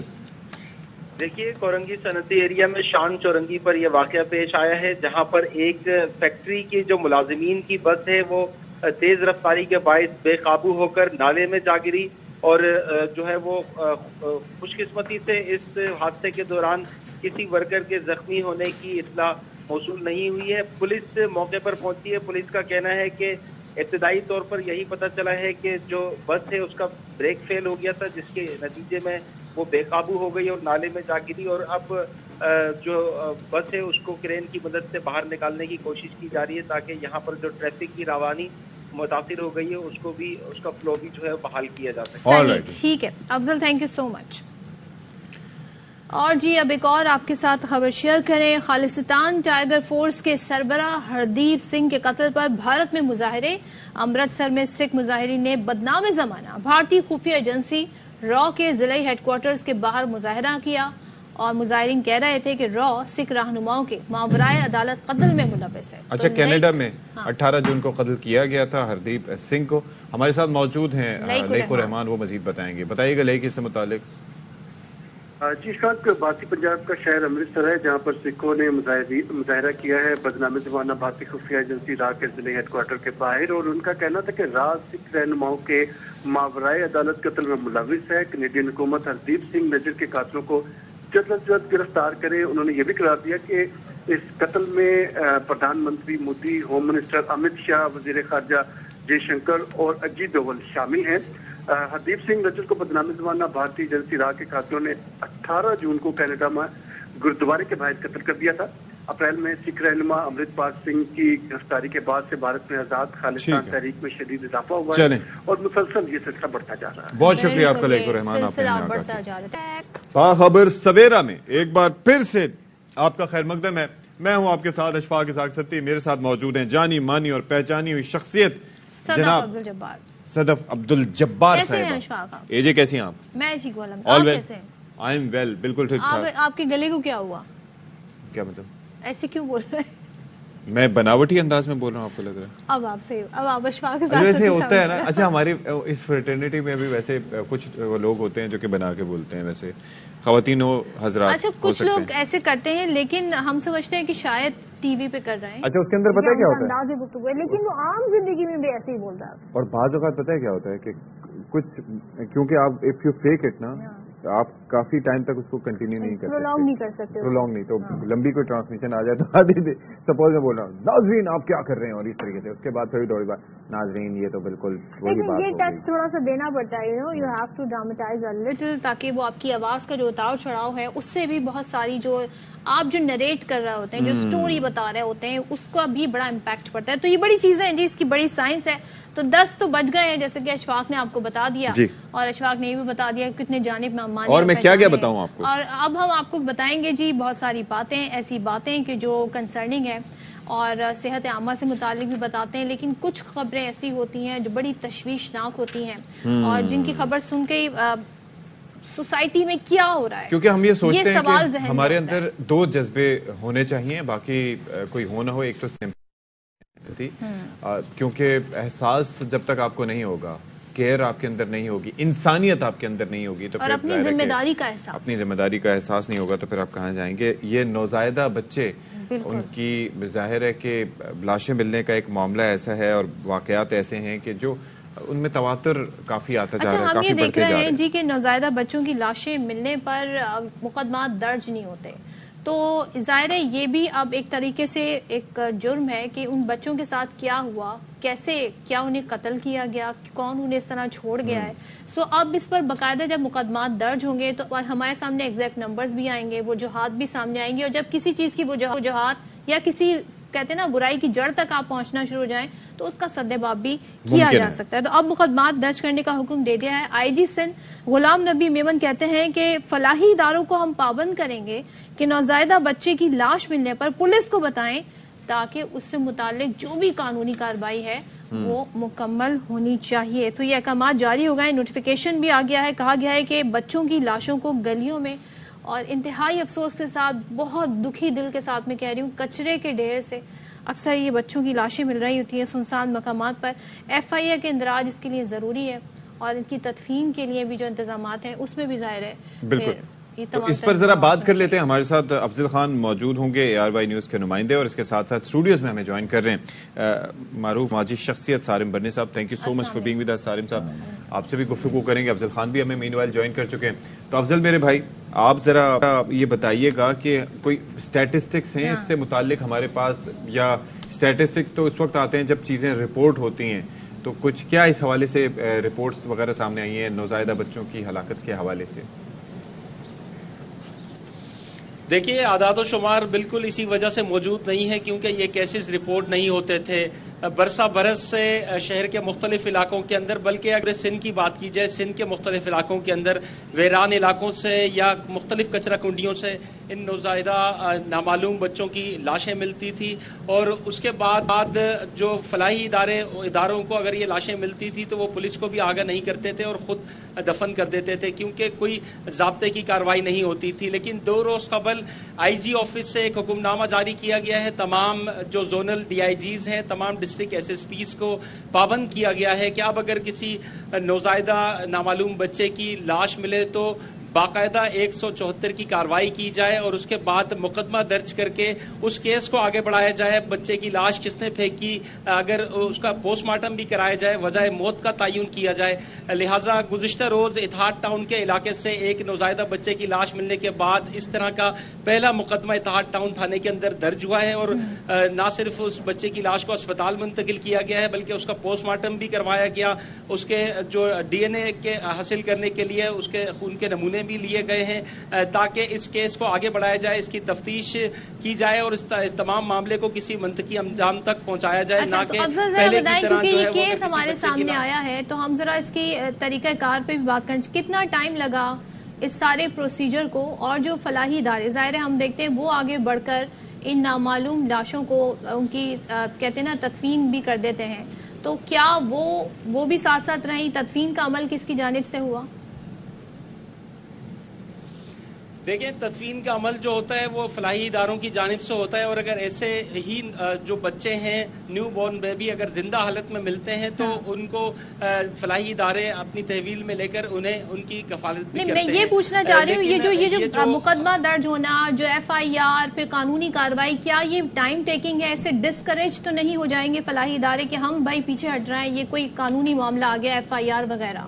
بہرحال ان سے افضل سے پوچھنا چاہ رہی ہوں. ممکنہ طور پر جو ہے وہ جو فلاحی ادارے ہیں ان کے لیے تھوڑی سی مشکلات تو ضرور ہے کیونکہ وہ پہلے ان کے لیے زیادہ اس پروسیجر کو فالو نہیں کرنا پڑتا تھا, لیکن اب ان کا کام یہ ہے کہ کہیں بھی اگر لاش ملے تو فوری طور پر متعلقہ تھانے کو آگاہ کرے تاکہ پولیس جو جائے وقوع ہے وہاں پر پہنچے. اور اس کے بعد تھینک یو سو مچ, آپ ہمارے ساتھ ہی موجود رہیے گا. کیس سے متعلق میں تو بالکل بات دراصل یہ ہو گئی ہے ان سے. سارم صاحب, یہ ایک بڑا کنسرن ہے. Thank you so much for being with us. لیکن یہ ہے کہ اب قوانین پہ عمل درآمد ہونا ضروری ہے, لیکن ہمارے یہاں کافی آپ دیکھتے ہیں کہ مسائل اس سے بھی پیدا ہوتے ہیں, پیچیدگیاں پیدا ہوتی ہیں. لوگ پھر بجائے, میں چائنا کی مثال دوں, ایک بارٹینڈر ایفیکٹ, یعنی کہ جو حادثہ کسی نے ہوتے ہوئے دیکھا اس کے بعد اس کو ہاسپٹل پہنچانا, اس کے اخراجات اٹھانا اس کی ذمہ داری, اور اس کے وجہ سے یہ ہوا کہ لوگوں نے مدد کرنا چھوڑ دیا. یہاں پر یہ جو ہے اس سے فائدہ ہوگا یا کچھ خدا نخواستہ؟ آپ کیا سمجھتے؟ دیکھیے, IG صاحب کا اقدام بہت اچھا ہے. میں خود کئی بار اس پہ آواز اٹھا چکا ہوں کہ جو بچے پھینک دیے جاتے ہیں صرف ان کو دفنا دینا تو اینڈ نہیں ہے اس کہانی کا. بہت اچھا کام کیا, لیکن یہ مجھے پتا ہے کہ ہونا کچھ بھی نہیں ہے کیونکہ IG صاحب نے ایک حکم نامہ جاری کر دیا, اس پہ کتنے دن چلتا ہے, جتنے دن خبریں چل رہی ہیں, جتنے بچے ملیں گے اس پہ کارروائی ہوگی. ہاں, یہ ضرور کہوں گا کہ یہ ایک نئی مشکل فلاحی اداروں کے لیے کھڑی کر دی گئی ہے. ایسے کہ نہ ٹیسٹ کے پیسے پولیس کے پاس ہوتے ہیں, نہ کوئی نظام اس کے پاس ہوتا ہے, نہ اس کے پاس, یہ سب کچھ اداروں ہی کو کرنا پڑے گا. اگر ادارے نہیں کریں گے تو یہ کام ویسے ہی نہیں چلے گا, اور اگر آپ اداروں ہی پہ چھوڑ دیں گے, میں ابھی نام نہیں لینا چاہتا, نہ پورا آپ کو بتاؤں, لیکن بہت سارے اداروں نے بہت ساری چیزیں اس وقت تک ختم کر دی ہیں. اس کی وجہ کیا ہے کہ عدالتوں نے, نظام نے اتنی زیادہ پابندیاں, غیر ضروری پابندیاں جسے کہتے ہیں, ہم خود ان سے بہت متاثر ہوئے ہیں ان چیزوں سے. میں آپ کو چلے اپنی بات کرتا ہوں. ہر مہینے ہمارے پاس 2 جج صاحبان آتے ہیں, جج صاحبان آتی ہیں, وہ آ کر کے صرف فرضی, جسے آپ بات کہہ لیں, فرضی باتیں ہوتی ہیں اور چلی جاتی ہیں. بھائی اگر کسی شخص کے ساتھ, بچے کے ساتھ کوئی پرابلم ہے تو آپ اس کو سالو کریں نا. قانون تو میرا نہیں ہے, آرڈر تو میں نے نہیں دینے, میں تو اس کو تحفظ دے سکتا ہوں, اس کو سپورٹ کر سکتا ہوں. جی, تو آپ اس کو کوئی آرڈر دینا آپ اس کو. ایک چھوٹی سی اس میں مثال دو, آئی ڈی کارڈ نہیں بن رہا اس کا, تو آپ اس جو ہمارے پاس ایک خاتون ہے اس کو اپنے پاس عدالت میں بلائیے, پیش کریے, اس کو پوچھیے اور اس کو آرڈر کر کے دے دیجئے آپ جا کر کے. اب جب ہم جاتے ہیں اس کے لیے نظام کے لیے, تو وہ 6 مہینے, سال 2 سال اس کے اندر ہمیں جو ہے نا وہ پھنسا دیتے ہیں, وہ مشکل کر دیتے ہیں. تو اس طریقے کے قانون جب آپ بنائیں گے, دیکھیں فلاحی اداروں کے علاوہ کون سے پولیس کے پاس اور کون سی گورنمنٹ کے پاس, میں سندھ گورنمنٹ کی خصوصاً بات کر رہا ہوں, کون سا سسٹم ہے. ایمبولینس سسٹم ضرور گئی ہے 1122 ریسکیو جو ہے, کام کوئی بھی نہیں ہے, ایک عام آدمی کی پہنچ سے باہر ہے. اچھا تو یہ اب پولیس کا جو کام ہے, جس میں آپ نے کہا کہ ظاہر ہے وہ تفتیش کریں گے, لیکن جو پوسٹ مارٹم رپورٹ ہے اب یہ آپ کے ذمہ آ جائے گا؟ بالکل ایسے ہی ہونا ہے, اینڈ یہی ہونا ہے. اس کے خرچے, اس کے جو سیمپلز کی بوتلز ہوتی ہیں, چیزیں ہوتی ہیں, وہ سب فلاحی ادارے پے کریں گے اس کو. لیکن ہوگا کیا, اب جب ایک کال آئے گی کہ فلاں جگہ پہ ایک بچے کی لاش پڑی ہے, تو وہ ایمبولینس جائے گی نہیں ادھر, وہ کہے گی جی ہماری ایمبولینس بہت بیزی ہیں, ایمبولینس سے نہیں ہے, کوئی نہ کوئی پھر بہانے بنائیں گے. ایسا ہونا نہیں چاہیے. لیکن ایسا کیوں نہیں ہونا چاہیے, اور کیوں نہیں ہو, اگر پولیس تعاون کرے, کہ پولیس پورا سسٹم کر کے اس کو وہ باڈی دے دے, جی وہ جا کر کے تدفین کر دے. لیکن ایسا نہیں ہوگا ایسا ہی کہ وہ ایمبولینس منگوائی جائے گی, سارے اس کے اوپر جو ہے نا وہ ڈالا جائے گا بوجھ کے, اس کو لے کے جاؤ, اس کا ٹیسٹ کرواؤ, یہ کرواؤ, وہ کرواؤ, اور پھر لے جا کر کے اس کو دفنا دو. اتنا لمبا ٹائم تو کوئی ادارہ نہیں دے گا نا, غیر ضروری ہے. لیکن ہمارے پاس اسٹیٹسٹکس تو ہونے چاہیے, اب اس کا سولوشن کیا نکالیں؟ نہیں ہونا چاہیے. بہت اچھا کام ہے آئی جی صاحب کا, میں کہہ رہا ہوں نا, اس پہ پراپر کام ہونا چاہیے. اس پہ فلاحی اداروں کو سب کو بٹھا کر کے ان سے پہلے بات چیت ہونی چاہیے. اور دیکھیں یہ جو ہوگا کیا, آپ ایک نیا جرم پیدا کریں گے. وہ کیسے, وہ جو لڑکی نے یا لڑکے نے جس نے گناہ کیا ہوگا, دونوں گناہ, جو پھینکنے سے پہلے اور پھینکنے والا, اب وہ سامنے آئیں گے, وہ ایک نئی مشکل کھڑی ہوگی. اچھا اگر وہ میاں بیوی ہیں آلریڈی, تو پھر ایک نیا مسئلہ, کیا بھائی جی صاحب کیا کر لیں گے, کوئی کیا کر لے گا, ان کی اولاد تھی, انہی کی معافی ہے. تو اس میں بڑے ہمارے قانون بدلنے کی پیچھے. اچھا یہ قوانین جو ہے, اب ایک تو یہ ہے کہ قانون جو کہ آلریڈی ریٹن ہوتے ہیں, ٹھیک ہے, ان کی ایک افادیت, ایک جو ہے شخصی حکم ہوتا ہے. تو عدالت میں اگر یہ چیز جاتی ہے لیٹ سے, تو اس کی سٹینڈنگ کیا ہوگی؟ دیکھیں جو سیکشنز ہیں وہ 174 جس کی بات, جی نہیں وہ تو کاروائی کی ہے. وہ جو سیکشنز ہے وہ تو ایک جرم ہے, وہ ٹھیک ہے. لیکن جرم میں نے کہا نا, اگر میں اپنے اولاد کو مار کے پھینک دیتا ہوں, تو اس میں کوئی پاکستان کی قانون میں کوئی نظام ہی نہیں ہے کہ مجھے اس کی سزا ہو. اچھا کسی قسم کی اس میں جو لوائقین ہے اس بچے کے مجھ سمیت, وہ معاف کر دیتے ہیں اس کو, اور وہ معافی ہو جاتی ہے. تو ہمیں سسٹم کو بدلنے کی ضرورت ہے. یہ نہیں ہونا چاہیے, کسی کی جان لینے کا حق کسی کو بھی نہیں ہے, چاہے سگا باپ. اچھا مجھے اب یہ بتائیے کہ اس کے اندر یہ جو اب فیصلہ ہے, اگر آپ کو بٹھا کے بات کی جائے فلاحی اداروں دیگر کو, آپ کی سجیشنز کیا ہیں کہ ٹریس اینڈ ٹریک کرنے کے لیے کیا جائے؟ دیکھیں بہت اچھے اقدامات ہیں. سب سے پہلے اس جرم کو روکیں نا, جس جرم سے ہی بچہ دنیا میں آ رہا ہے, اس جرم کو روکیں. اس پہ کوئی کاروائی نہیں ہے کسی بھی قسم کی, سب کو کھلی آزادی دی ہوئی ہے, بہت اچھا کیا ہوا ہے. اب جب اس کی آزادی دی ہے, تو اگلی آزادی بھی دے دیجئے آپ پھر اس کو, کہ وہ لے کر کے معاشرے میں گھومے, اس کو آئیڈینٹی دے سکے, سب کچھ معاشرے میں کر سکے. آپ نے وہ نہیں دی بھی. تو میں نے کہا نا, پیچھے سے جو قانون ہے اور نظام ہے ہمارے معاشرے کے, اس کو بدلنے کی ضرورت ہے. اور اگر اس کو نہیں بدلتے تو یہ ایک اچھا اقدام ہے, لیکن اس کے اندر ان چہروں کو پھر سامنے نہ لائیں, ان بچیوں کو یا ان بچوں کو, کہ ایک نئی زندگی میں ان کے لیے عذاب کھڑا ہو جائے, ایک نئی مشکل ان کے لیے کھڑی ہو جائے. اس کو طریقے سے کر کے لے کر کے چلیں. مطلب اگر معاشرے میں اصلاح ہی امپورٹنٹ ہے, تو پھر آپ کو اسی لحاظ سے قانون بھی بنانے چاہیے. بالکل بنانے چاہیے. اور دیکھیں ایک چیز کا اگر ایزی راستہ دے دیں, میں آپ کو بتاؤں, بچے پہلے بہت پھینکے جاتے تھے. جب سے جی وہ کم کیسے ہوا, وہ ایسے ہوا کہ ہم نے ٹی وی پہ آ کر کے سوچ پیدا کی کہ جی ایڈاپشن کریں, ایڈاپشن کے لیے دے دیں بچے, پھینکیں نہیں بچے, ہم تک پہنچا دیں بچے. آج بھی ہمارے پاس بچے آتے ہیں الحمدللہ, اور زندہ سلامت آتے ہیں. پہلے یہ ہے کہ ایڈاپشن کے نظام کے حوالے سے بھی کافی سوال ہوتے تھے, کچھ بھی نہیں تھا. ایڈاپشن آج بھی نہیں ہے, گارجین شپ ہے. وہ ایک ایڈاپشن ایسے ہو جاتی ہے کہ ہمارے یہاں سے ایک باہر کا جوڑا آتا ہے, امریکہ کا, یو کے, کینیڈا, کہیں کا بھی, وہ گارجین شپ لیتا ہے. گارجین شپ کو وہاں کی ایڈاپشن میں کنورٹ ہو جاتی ہے, اور وہ ایڈاپٹ ہو جاتا ہے بچہ, اس کی زندگی بن جاتی ہے. ایک بہترین اقدام ہے. لیکن پھر میں کہتا ہوں کہ اس اقدام سے پہلے والا جو اقدام ہے نا اس کو روکنے کی ضرورت ہے کہ یہ گناہ نہ کیا جائے. اسٹیپ 5 لینے سے بہتر 4 3 2 1 ان پہ بھی کام کیا جائے, ان سب کو ملا کے کوئی قانون بنایا جائے. لیکن لاش کی تو جان تو چلی گئی نا اس بچے کی, اب آپ پکڑتے رہے قاتل, سزائے موت دے دیں اس کو تو کیا ہو جانا ہے, اس کی تو جان چلی گئی نا, اس کی جان کو محفوظ کریں.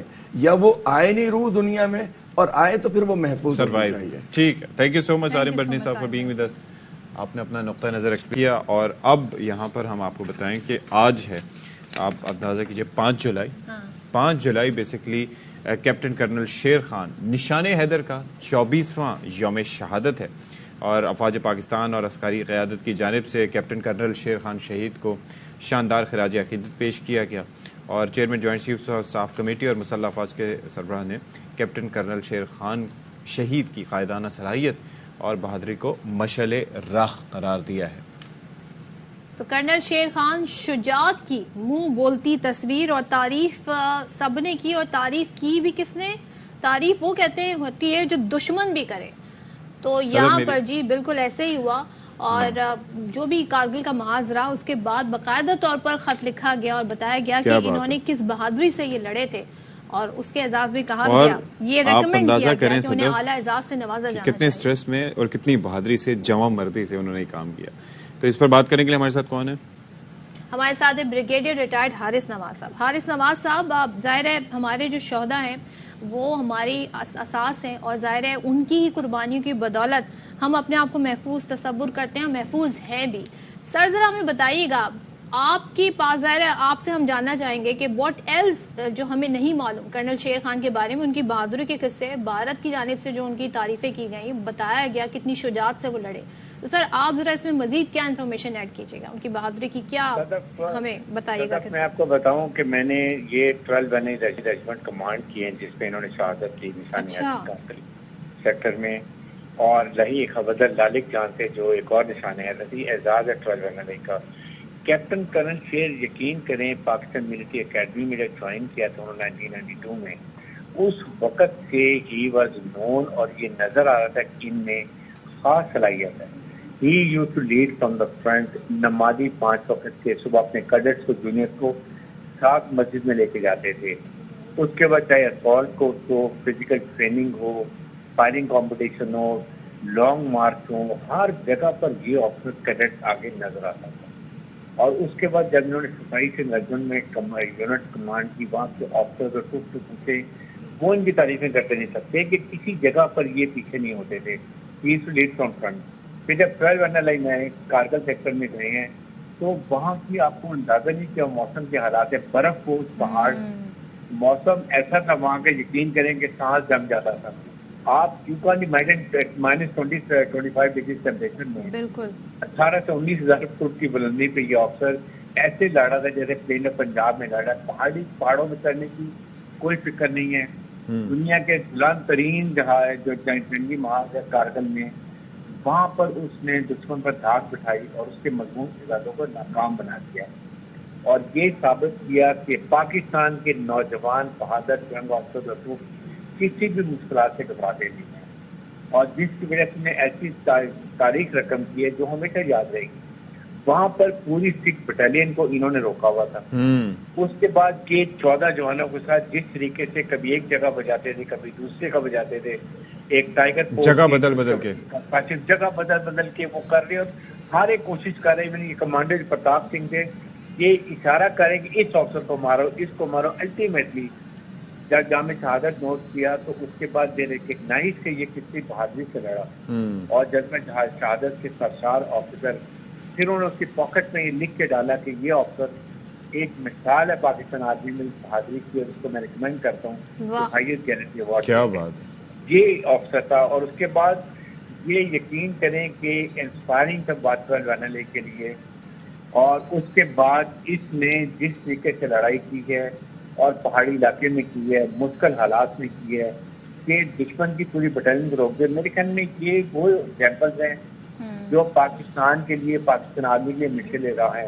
اور ہر سال ان کے اس 5 جولائی کو یہ ان کی یاد میں ایک یادگار بنائی جاتی ہے, اور ہم اپنے شہدا کو کبھی نہیں بھولیں گے. یہ پاکستان میں ایک خاص بات ہے.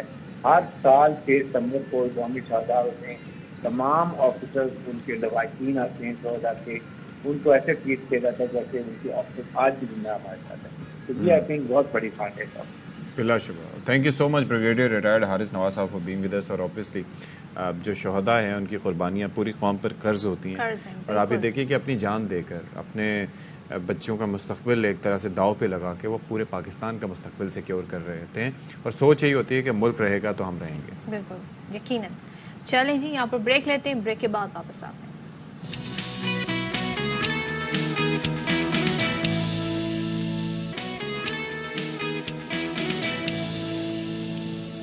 جناب پہلی بار بولا آج کی تاریخ میں نے بھی نہیں بولا, بہرحال ہاں بہرحال پھر بھی بول دیا.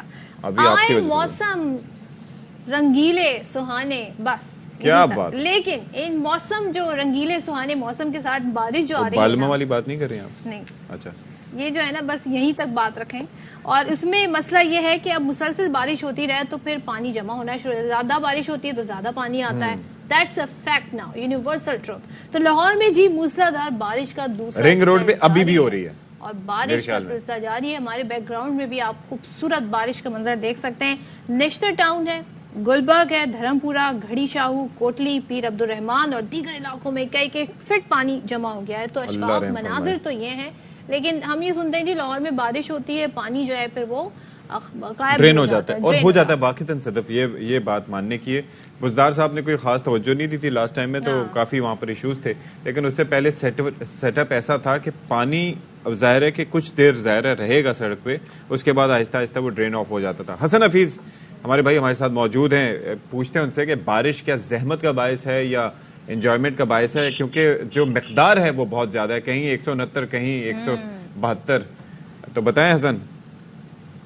بالکل جی, آپ نے جیسے فرمایا کہ بارش سے موسم تو انتہائی خوشگوار ہو گیا ہے اور گرمی کا زور بھی ٹوٹ چکا ہے, اس میں کوئی شک نہیں ہے. لیکن ایٹ دا سیم ٹائم جو نشیبی علاقے ہیں لاہور کے اور مین شاہراہیں ہیں, وہاں پر پانی بہت زیادہ جمع ہو گیا ہے. اور زیادہ تر یہ ہوتا ہے کہ جو واسا کی ٹیمیں ہیں وہ فیلڈ میں موجود ہوتی ہیں, لیکن 1 گھنٹہ تک تو ٹھیک ہے, چلے پانی جمع ہو رہے تو کوئی مسئلہ نہیں ہے, لیکن سارا دن جو ہے وہ پانی جمع رہتا ہے اور لوگوں کو شدید پریشانی کا بھی سامنا کرنا پڑتا ہے. اس وقت اگر میں آپ کو موجودہ صورتحال بتاتا ہوں تو وہ واسا کی جو ٹیمیں ہیں وہ تو نکاسی آپ میں کامیاب ہونے کی کوشش کر رہی ہیں, لیکن گلبرگ میں سب سے زیادہ پانی جمع ہے. لکشمی چوک, کرتبہ چوک میں پانی جمع ہو گیا ہے. راوی روڈ, غازی آباد, فردوس مارکیٹ, حسین چوک میں بھی پانی جمع ہو چکا ہے. اور اتنا زیادہ پانی ہے کہ جو ٹریفک کی روانی ہے وہ بھی شدید متاثر ہو رہی ہے. اس صورتحال کے پیش نظر واسا کی ٹیمیں تو موجود ہیں, لیکن وہ فی الحال ناکام دکھائی دے رہی ہیں.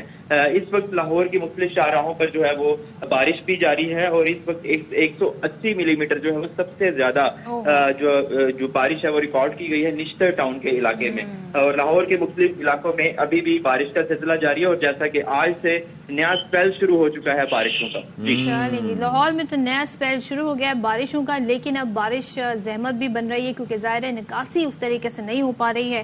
تو لیٹس سی کیا ہوتا ہے, لوگ احتیاط کریں, ساتھ میں بارش کو انجوائے بھی کریں.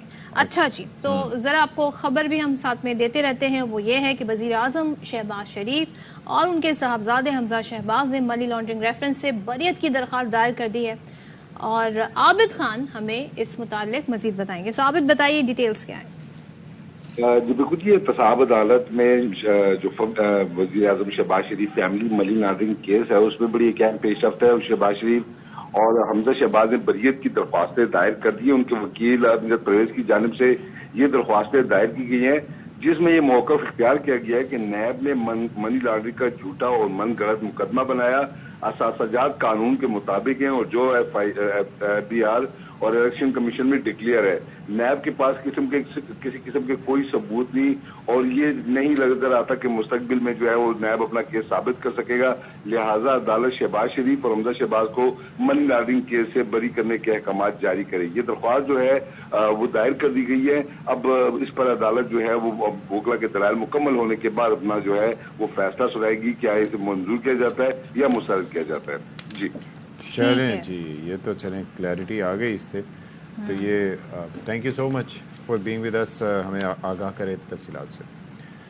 اچھا جی، کراچی کے جو مسائل ہیں ذرا ہم ان پہ بات کر لیتے ہیں. وہ ایسے مسائل ہیں کہ وہ کیسے حل ہو. اللہ اللہ کر کے بلدیاتی انتخابات ہوئے، پھر اللہ اللہ کر کے میئر کراچی کا انتخاب بھی ہو گیا. اب یہ مسئلے حل کیسے ہوں گے؟ پلان کیا ہے؟ کیونکہ کراچی کا جو سب سے بڑا مسئلہ، ایک تو یہاں پر کچرے کے بڑے مسائل ہیں، دوسرا پانی اویلیبل نہیں ہے لوگوں کے پاس. تو ان مسائل کو پیپلز پارٹی نے حل کرنے کے لیے اب حکمت عملی بنا لی ہے. فائنلی صوبائی وزیر بلدیات سید ناصر حسین شاہ کہتے ہیں کہ کراچی کے انہوں نے کہا ہے کہ 2 اہم مسئلے جو ابھی آئیڈینٹیفائی کیے ہیں وہ یہ ہیں کہ پینے کا صاف پانی نہیں ہے، بجلی کی عدم دستیابی ہے. تو اس حوالے سے مثبت حکمت عملی تیار کی جا رہی ہے. البتہ وفاق ہمیں بجلی کے معاملے میں سپورٹ نہیں کر رہا. انہوں نے امن و امان کے معاملے پر بھی بات کی ہے. تو یہ ساری گفتگو انہوں نے کی ہے RBI نیوز کے چیف رپورٹر سندھ لالا اسد پٹھان سے. سو آئیے ہم بھی دیکھتے ہیں، آپ بھی دیکھیے.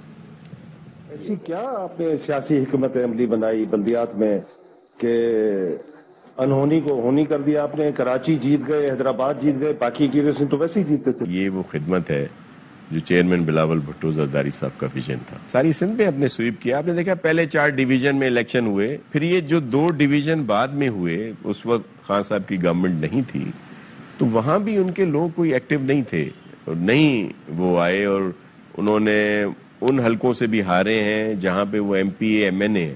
وہ MPA خود ہارے ہیں. کراچی کے لوگوں نے مینڈیٹ پیپلز پارٹی کو دیا. ہمارے سب LIs جن سے ہم ملے، ہمارے بنتے تھے ریزرو سیٹس کے بعد بھی سب ملا کے 173 ہمارے تھے، 193 ان کے تھے. MQM بھی الزام لگا رہی ہے، MQM ہم پر الزام لگا رہی ہے کہ جی انہوں نے ٹھپے مارے ہیں، انہوں نے جی وہ بڑی دھاندلی کی ہے.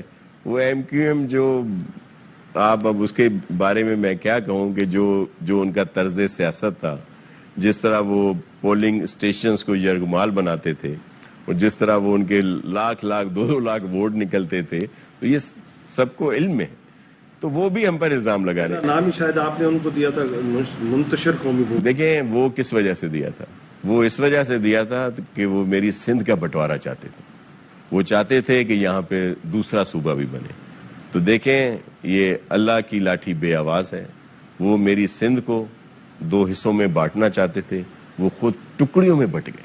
کراچی کی عوام کو ہمیشہ سے ایک بڑی تکلیف کا سامنا رہا ہے اور دکھ بھی، اور وہ پیپلز پارٹی گورنمنٹ سے شکوہ بھی کرتے نظر آتے ہیں. پینے کا صاف پانی ان کو بہتر طریقے سے مہیا نہیں ہوتا، لائٹ کا ایشوز ہیں. یہ کیا پلاننگ ہے؟ کیوں اس میں جو ہے وہ جلدی نہیں ہو؟ کراچی کے لیے ہی سندھ گورنمنٹ کا جو پاور پلانٹ لگا ہوا ہے نوری آباد میں، وہاں سے ہم 100 میگا واٹ جو ہے کہ الیکٹرک کو دیتے ہیں.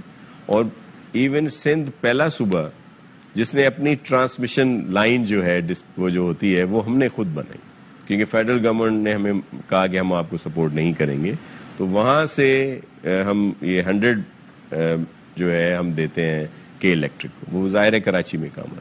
پانی کے ایشو پہ ضرور کوئی اس طرح کا بڑا بریک تھرو نہیں ہوا جو ہم کہہ سکیں.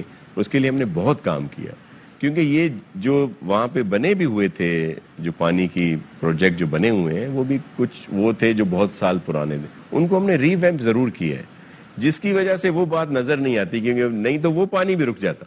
اس کو ہم نے بہتر کیا، وہ مکمل طور پر پانی مل رہا ہے. ہب ڈیمز کو بھی ہم بہتر کر رہے ہیں، وہاں سے پانی لانے کے. ڈی سیلینیشن کے ہمارے 2 چھوٹے پروجیکٹ ضرور ہیں، 5 MGD کے، جن کو ابھی شروع کیا جائے گا، کیونکہ ڈی سیلینیشن سے پانی بہت مہنگا ملتا ہے اور ہم جو لوگوں کو سپلائی کرتے ہیں بہت منیمم اس پہ، اور اول تو بل بھی نہیں ملتے. 18% جو ہے نا جو پانی ہم دیتے ہیں، 18% ہمیں اس کا بل ملتا ہے. کراچی کا کوئی ایسا بندہ نہیں ہوگا جو کبھی موٹر سائیکل پہ گاڑی پہ اس سے موبائل نہ چھنا ہو یا کوئی اس سے واردات نہیں ہوئی. کیوں سندھ گورنمنٹ ایک مضبوط قسم کی پالیسی یا کچھ ایسے اقدامات سندھ پولیس سے کرائے کہ کراچی کا یہ شکوہ ختم ہو کہ آئے دن لوگ لٹ رہے ہیں؟ جی دیکھیں، بالکل زیرو کرائم ہونا چاہیے. پوری دنیا میں جو بڑے شہر ہیں ان سے اگر آپ کمپیئر کریں گے تو کراچی ان میں سب سے بہت بہتر ملے گا. آپ لاسٹ ایئر کے آپ ڈیٹا اٹھا لیں کہ لاہور شہر کا کرائم جو ہے وہ کتنا تھا اور جو کراچی شہر کا کرائم ہے وہ کتنا ہے. حالانکہ کراچی شہر لاہور سے کہیں بڑا ہے، پاپولیٹڈ بھی ہے، بہت کچھ اس میں ہے. اور پھر آپ یہی کمپیریزن، اچھا ہم بات کرتے ہیں نا، پھر ایک دم کرٹیسزم شروع ہو. جی دیکھیں وہ کراچی اب جی نیو یارک سے ملا رہے ہیں, دوسرے شہروں سے ملا رہے ہیں. اب نیو یارک کا کرائم ریشو دیکھیں نا کہ وہاں پہ کیا ہے. ایک تو یہ بات ہوگی. دوسری بات, کراچی کے حالات کو اگر آپ کمپیئر کریں پچھلے سالوں میں تو وہاں کیا کچھ نہیں ہوتا تھا کراچی میں. وہ کرائم بالکل زیرو ہوا ہے. ایشو یہ ہے کہ ان میں بہت سارے لوگ وہ ہیں جن کو پکڑا جاتا ہے اور وہ 8ویں دفعہ 10ویں دفعہ وہی لوگ پکڑے جاتے ہیں. ان کو پکڑ کر کورٹ میں لے جایا جاتا ہے, وہاں پہ ان کو ضمانتیں ملتی ہیں. نے لکھا ہے کہ اسپیڈی کورٹس جو ہیں صرف اس کرائم کے لیے ہوں کہ ان کو سزا ملنی چاہیے, بلکہ ہم نے یہ تک کہا ہے کہ چلیں جو ہیبیچول یہ کرمنل ہیں جو بار بار کرائم کرتے ہیں پکڑے جاتے ہیں, اگر چلیں ان کو ضمانت مل بھی جاتی ہے تو ایک وہ چپ یا وہ جو ایک نیا ٹیکنالوجی آئی ہے وہ ہونی چاہیے کہ ان کی جو موومنٹ ہے وہ پتہ ہونا چاہیے کہ یہ کہاں پہ موو کر رہے ہیں. میں پر امید ہوں کہ اس میں چیف جسٹس صاحب ضرور انٹروین کریں گے اور اس طرح کی عدالتیں یا کم از کم اس طرح کے ہوں گے کہ یہ کرائم جو ہیں یہ اسپیڈی اس میں چلیں, ان کو جلدی سزائیں ملیں تاکہ وہ کچھ سبق حاصل کر سکیں. چلیں جی بریک لیتے ہیں. بریک کے بعد واپس آتے ہیں.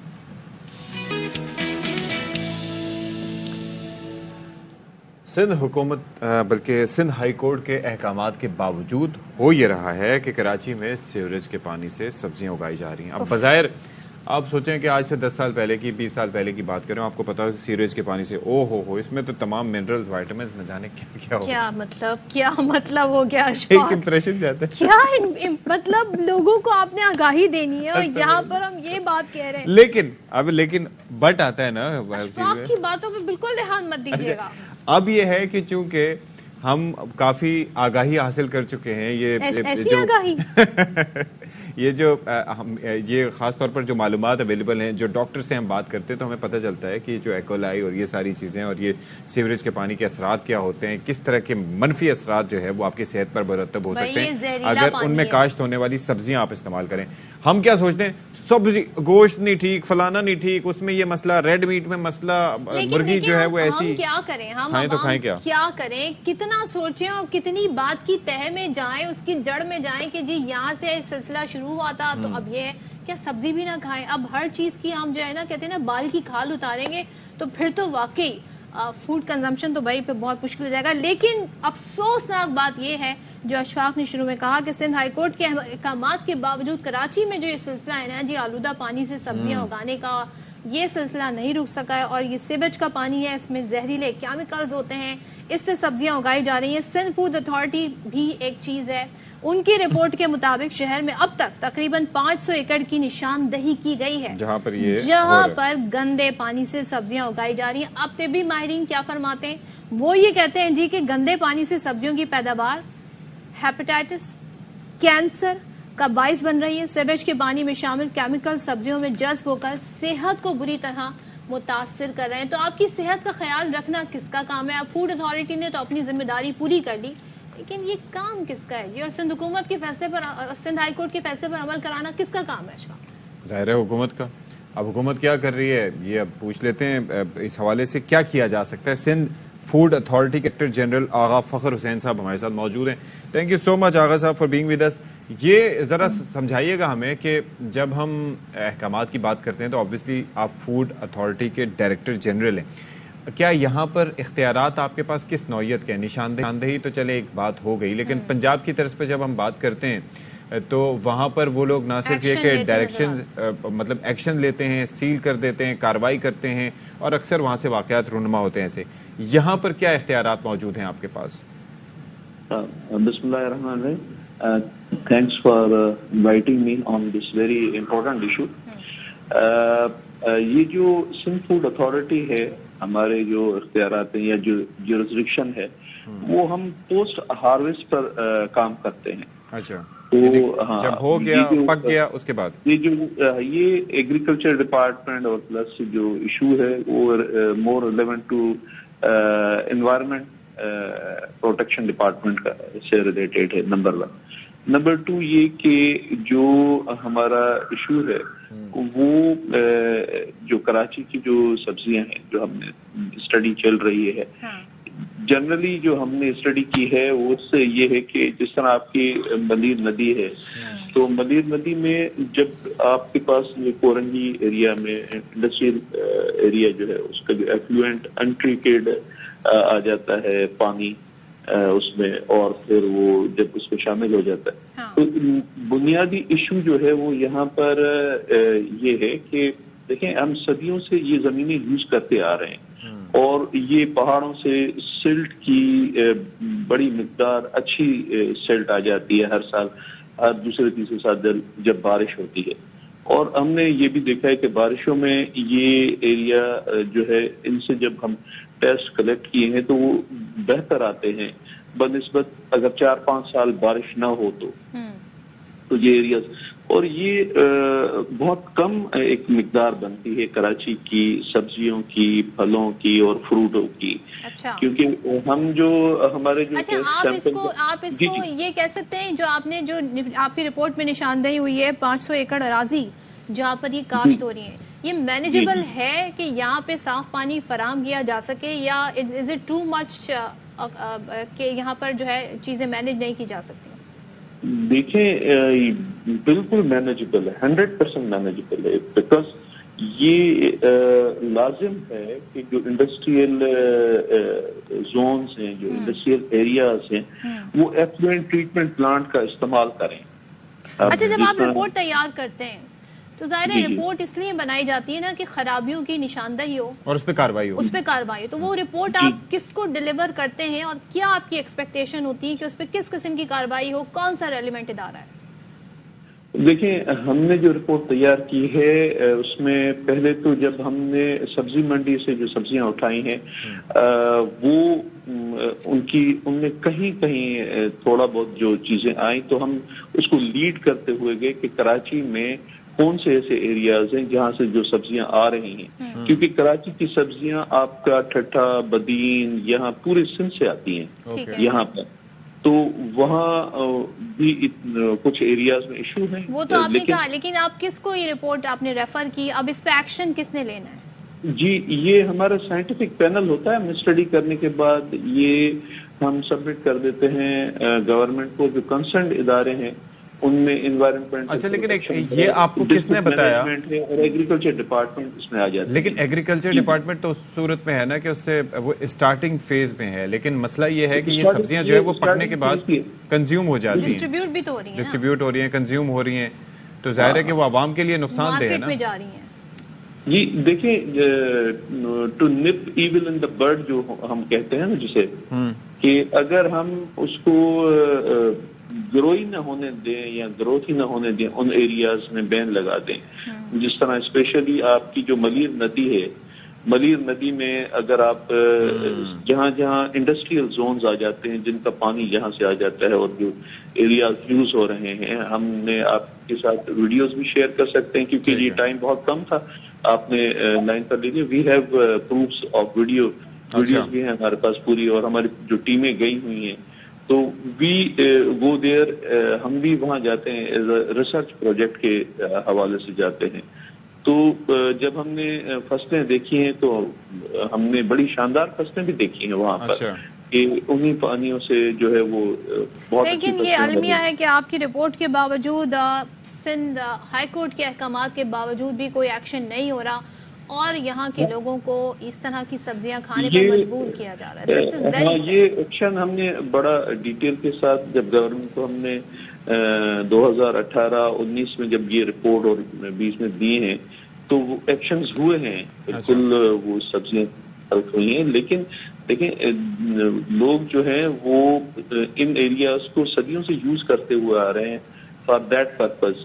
یہ جو بالکل یہ تو بڑا بہرحال لوگوں کو جب انفارمیشن ڈپارٹمنٹ کے پاس آ گئی رپورٹ آ گئی حکومت کا کام ہے اس پر ایکشن لے. تھینک یو سو مچ. ہمارے ساتھ موجود ہے director general Sindh food authority اور ان کی گفتگو آپ نے سنی اور وہ یہ کہہ رہے ہیں مینیجبل ہے کائنڈلی مینیج کر لیں لوگوں کو ان بیماریوں سے بچا لیں. پہلے لوگوں کی زندگیوں میں اتنے مسئلے ہیں اوپر سے وہ یہ آلودہ پانی سے اگی ہوئی سبزیوں کی کیا بات کریں، پانی ایسا پینے پہ لوگ بھائی اصل میں بات یہ ہے کہ یہ چیزوں پہ توجہ دینے کی بہت ضرورت ہے، کیونکہ یہ بڑا کنسرننگ ہے، پریشانی بڑی ہوگی عوام کو. اور آپ یہ دیکھیں کینسر اور خدا نخواستہ ہیپیٹائٹس جیسے امراض ہونے لگے ہیں، سبزیاں کھانے سے پھر آپ کہاں جائیں گے.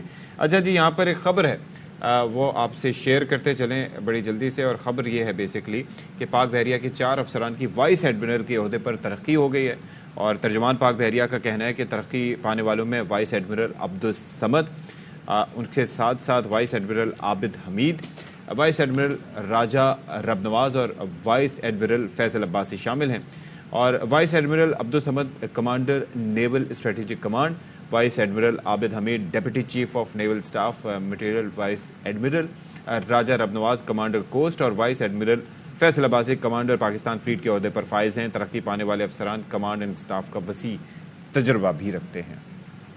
چلیں جی، تو ہمیں آپ نے اشفاق خبر دے دی، ناظرین تک بھی ہم نے خبر پہنچا دی. اب ذرا سا ہم آپ کو بتاتے ہیں صورتحال اس متعلق کہ وفاقی حکومت نے یوٹیلیٹی سٹورز کے لیے اشیاء ضروریہ پر 30 ارب روپے کی سبسڈی دینے کا اعلان کیا ہے. لیکن ساہیوال میں سبسڈی تو دور کی بات، آٹا چینی لے لیں، دالیں لے لیں، یہ جو ہیں یوٹیلیٹی سٹور سے غائب ہیں. جن چیزوں پہ سبسڈی دی گئی ہے وہ اویلیبل ہی نہیں ہے. اسی بارے میں ہمارے جو نمائندے ہیں نعیم شیخ، ان سے ہم مزید جان لیتے ہیں کہ وہ ہمیں کیا بتا رہے ہیں. جی بالکل، ساہیوال کے یوٹیلیٹی سٹور پر اشیاء ضروریہ کی بے حد شارٹیج ہے، اور یہاں پر خصوصاً بیسک چیزیں جو عام آدمی کے کھانے والی لینے والی ہیں، آٹا چینی پچھلے 2 ماہ سے نہیں ہے. اس کے علاوہ دالوں کی بھی شارٹیج ہے. جو حکومت پاکستان کی جانب سے اعلان کیا گیا تھا کہ وزیر اعظم کی سبسڈائز جو چیزیں ہوں گی یہاں پر اویلیبل ہوں گی، اور 30 ارب روپے کی سبسڈی دینے کا اعلان کیا گیا تھا. جو یہ دعوے اور یہ وعدے جو ہیں ابھی ہمیں بالکل دکھائی نہیں دے رہے، یہ ہوا میں دکھائی دے رہے ہیں. یہاں ساہیوال کے سٹوروں پر جو صارفین ہیں وہ اشیاء خرد و نوش کے لیے خار ہو رہے ہیں. اور جتنے بھی ساہیوال کے یوٹیلیٹی سٹور ہیں یہاں پر چینی اویلیبل نہیں ہے، آٹا اویلیبل نہیں ہے. ہمیں بتایا گیا ہے کہ پچھلے 2 ماہ سے یہ دونوں بیسک جو عام آدمی کے کھانے کی چیزیں وہ یہاں پر یوٹیلیٹی سٹور پر اویلیبل نہیں ہیں. لو جی نعیم صاحب، آپ نے تو بتا دیا، پریشان ہیں بندے، کریں تو کیا کریں. یوٹیلیٹی سٹورز کا رخ کرتے ہیں کہ وہاں سے شاید چیزیں سستی مل جائیں. اچھا، وہاں پر بھی چکر کیا ہوتا ہے، 3 چیزیں ملا کے یہ چیز کے ساتھ یہ چیز لے لو پھر ڈسکاؤنٹ ملے گا. اب بندہ جائے 1000 روپیہ خرچ کرنے اور جا کے 5000 خرچ کرتے ہیں بلا ضرورت چیز لے.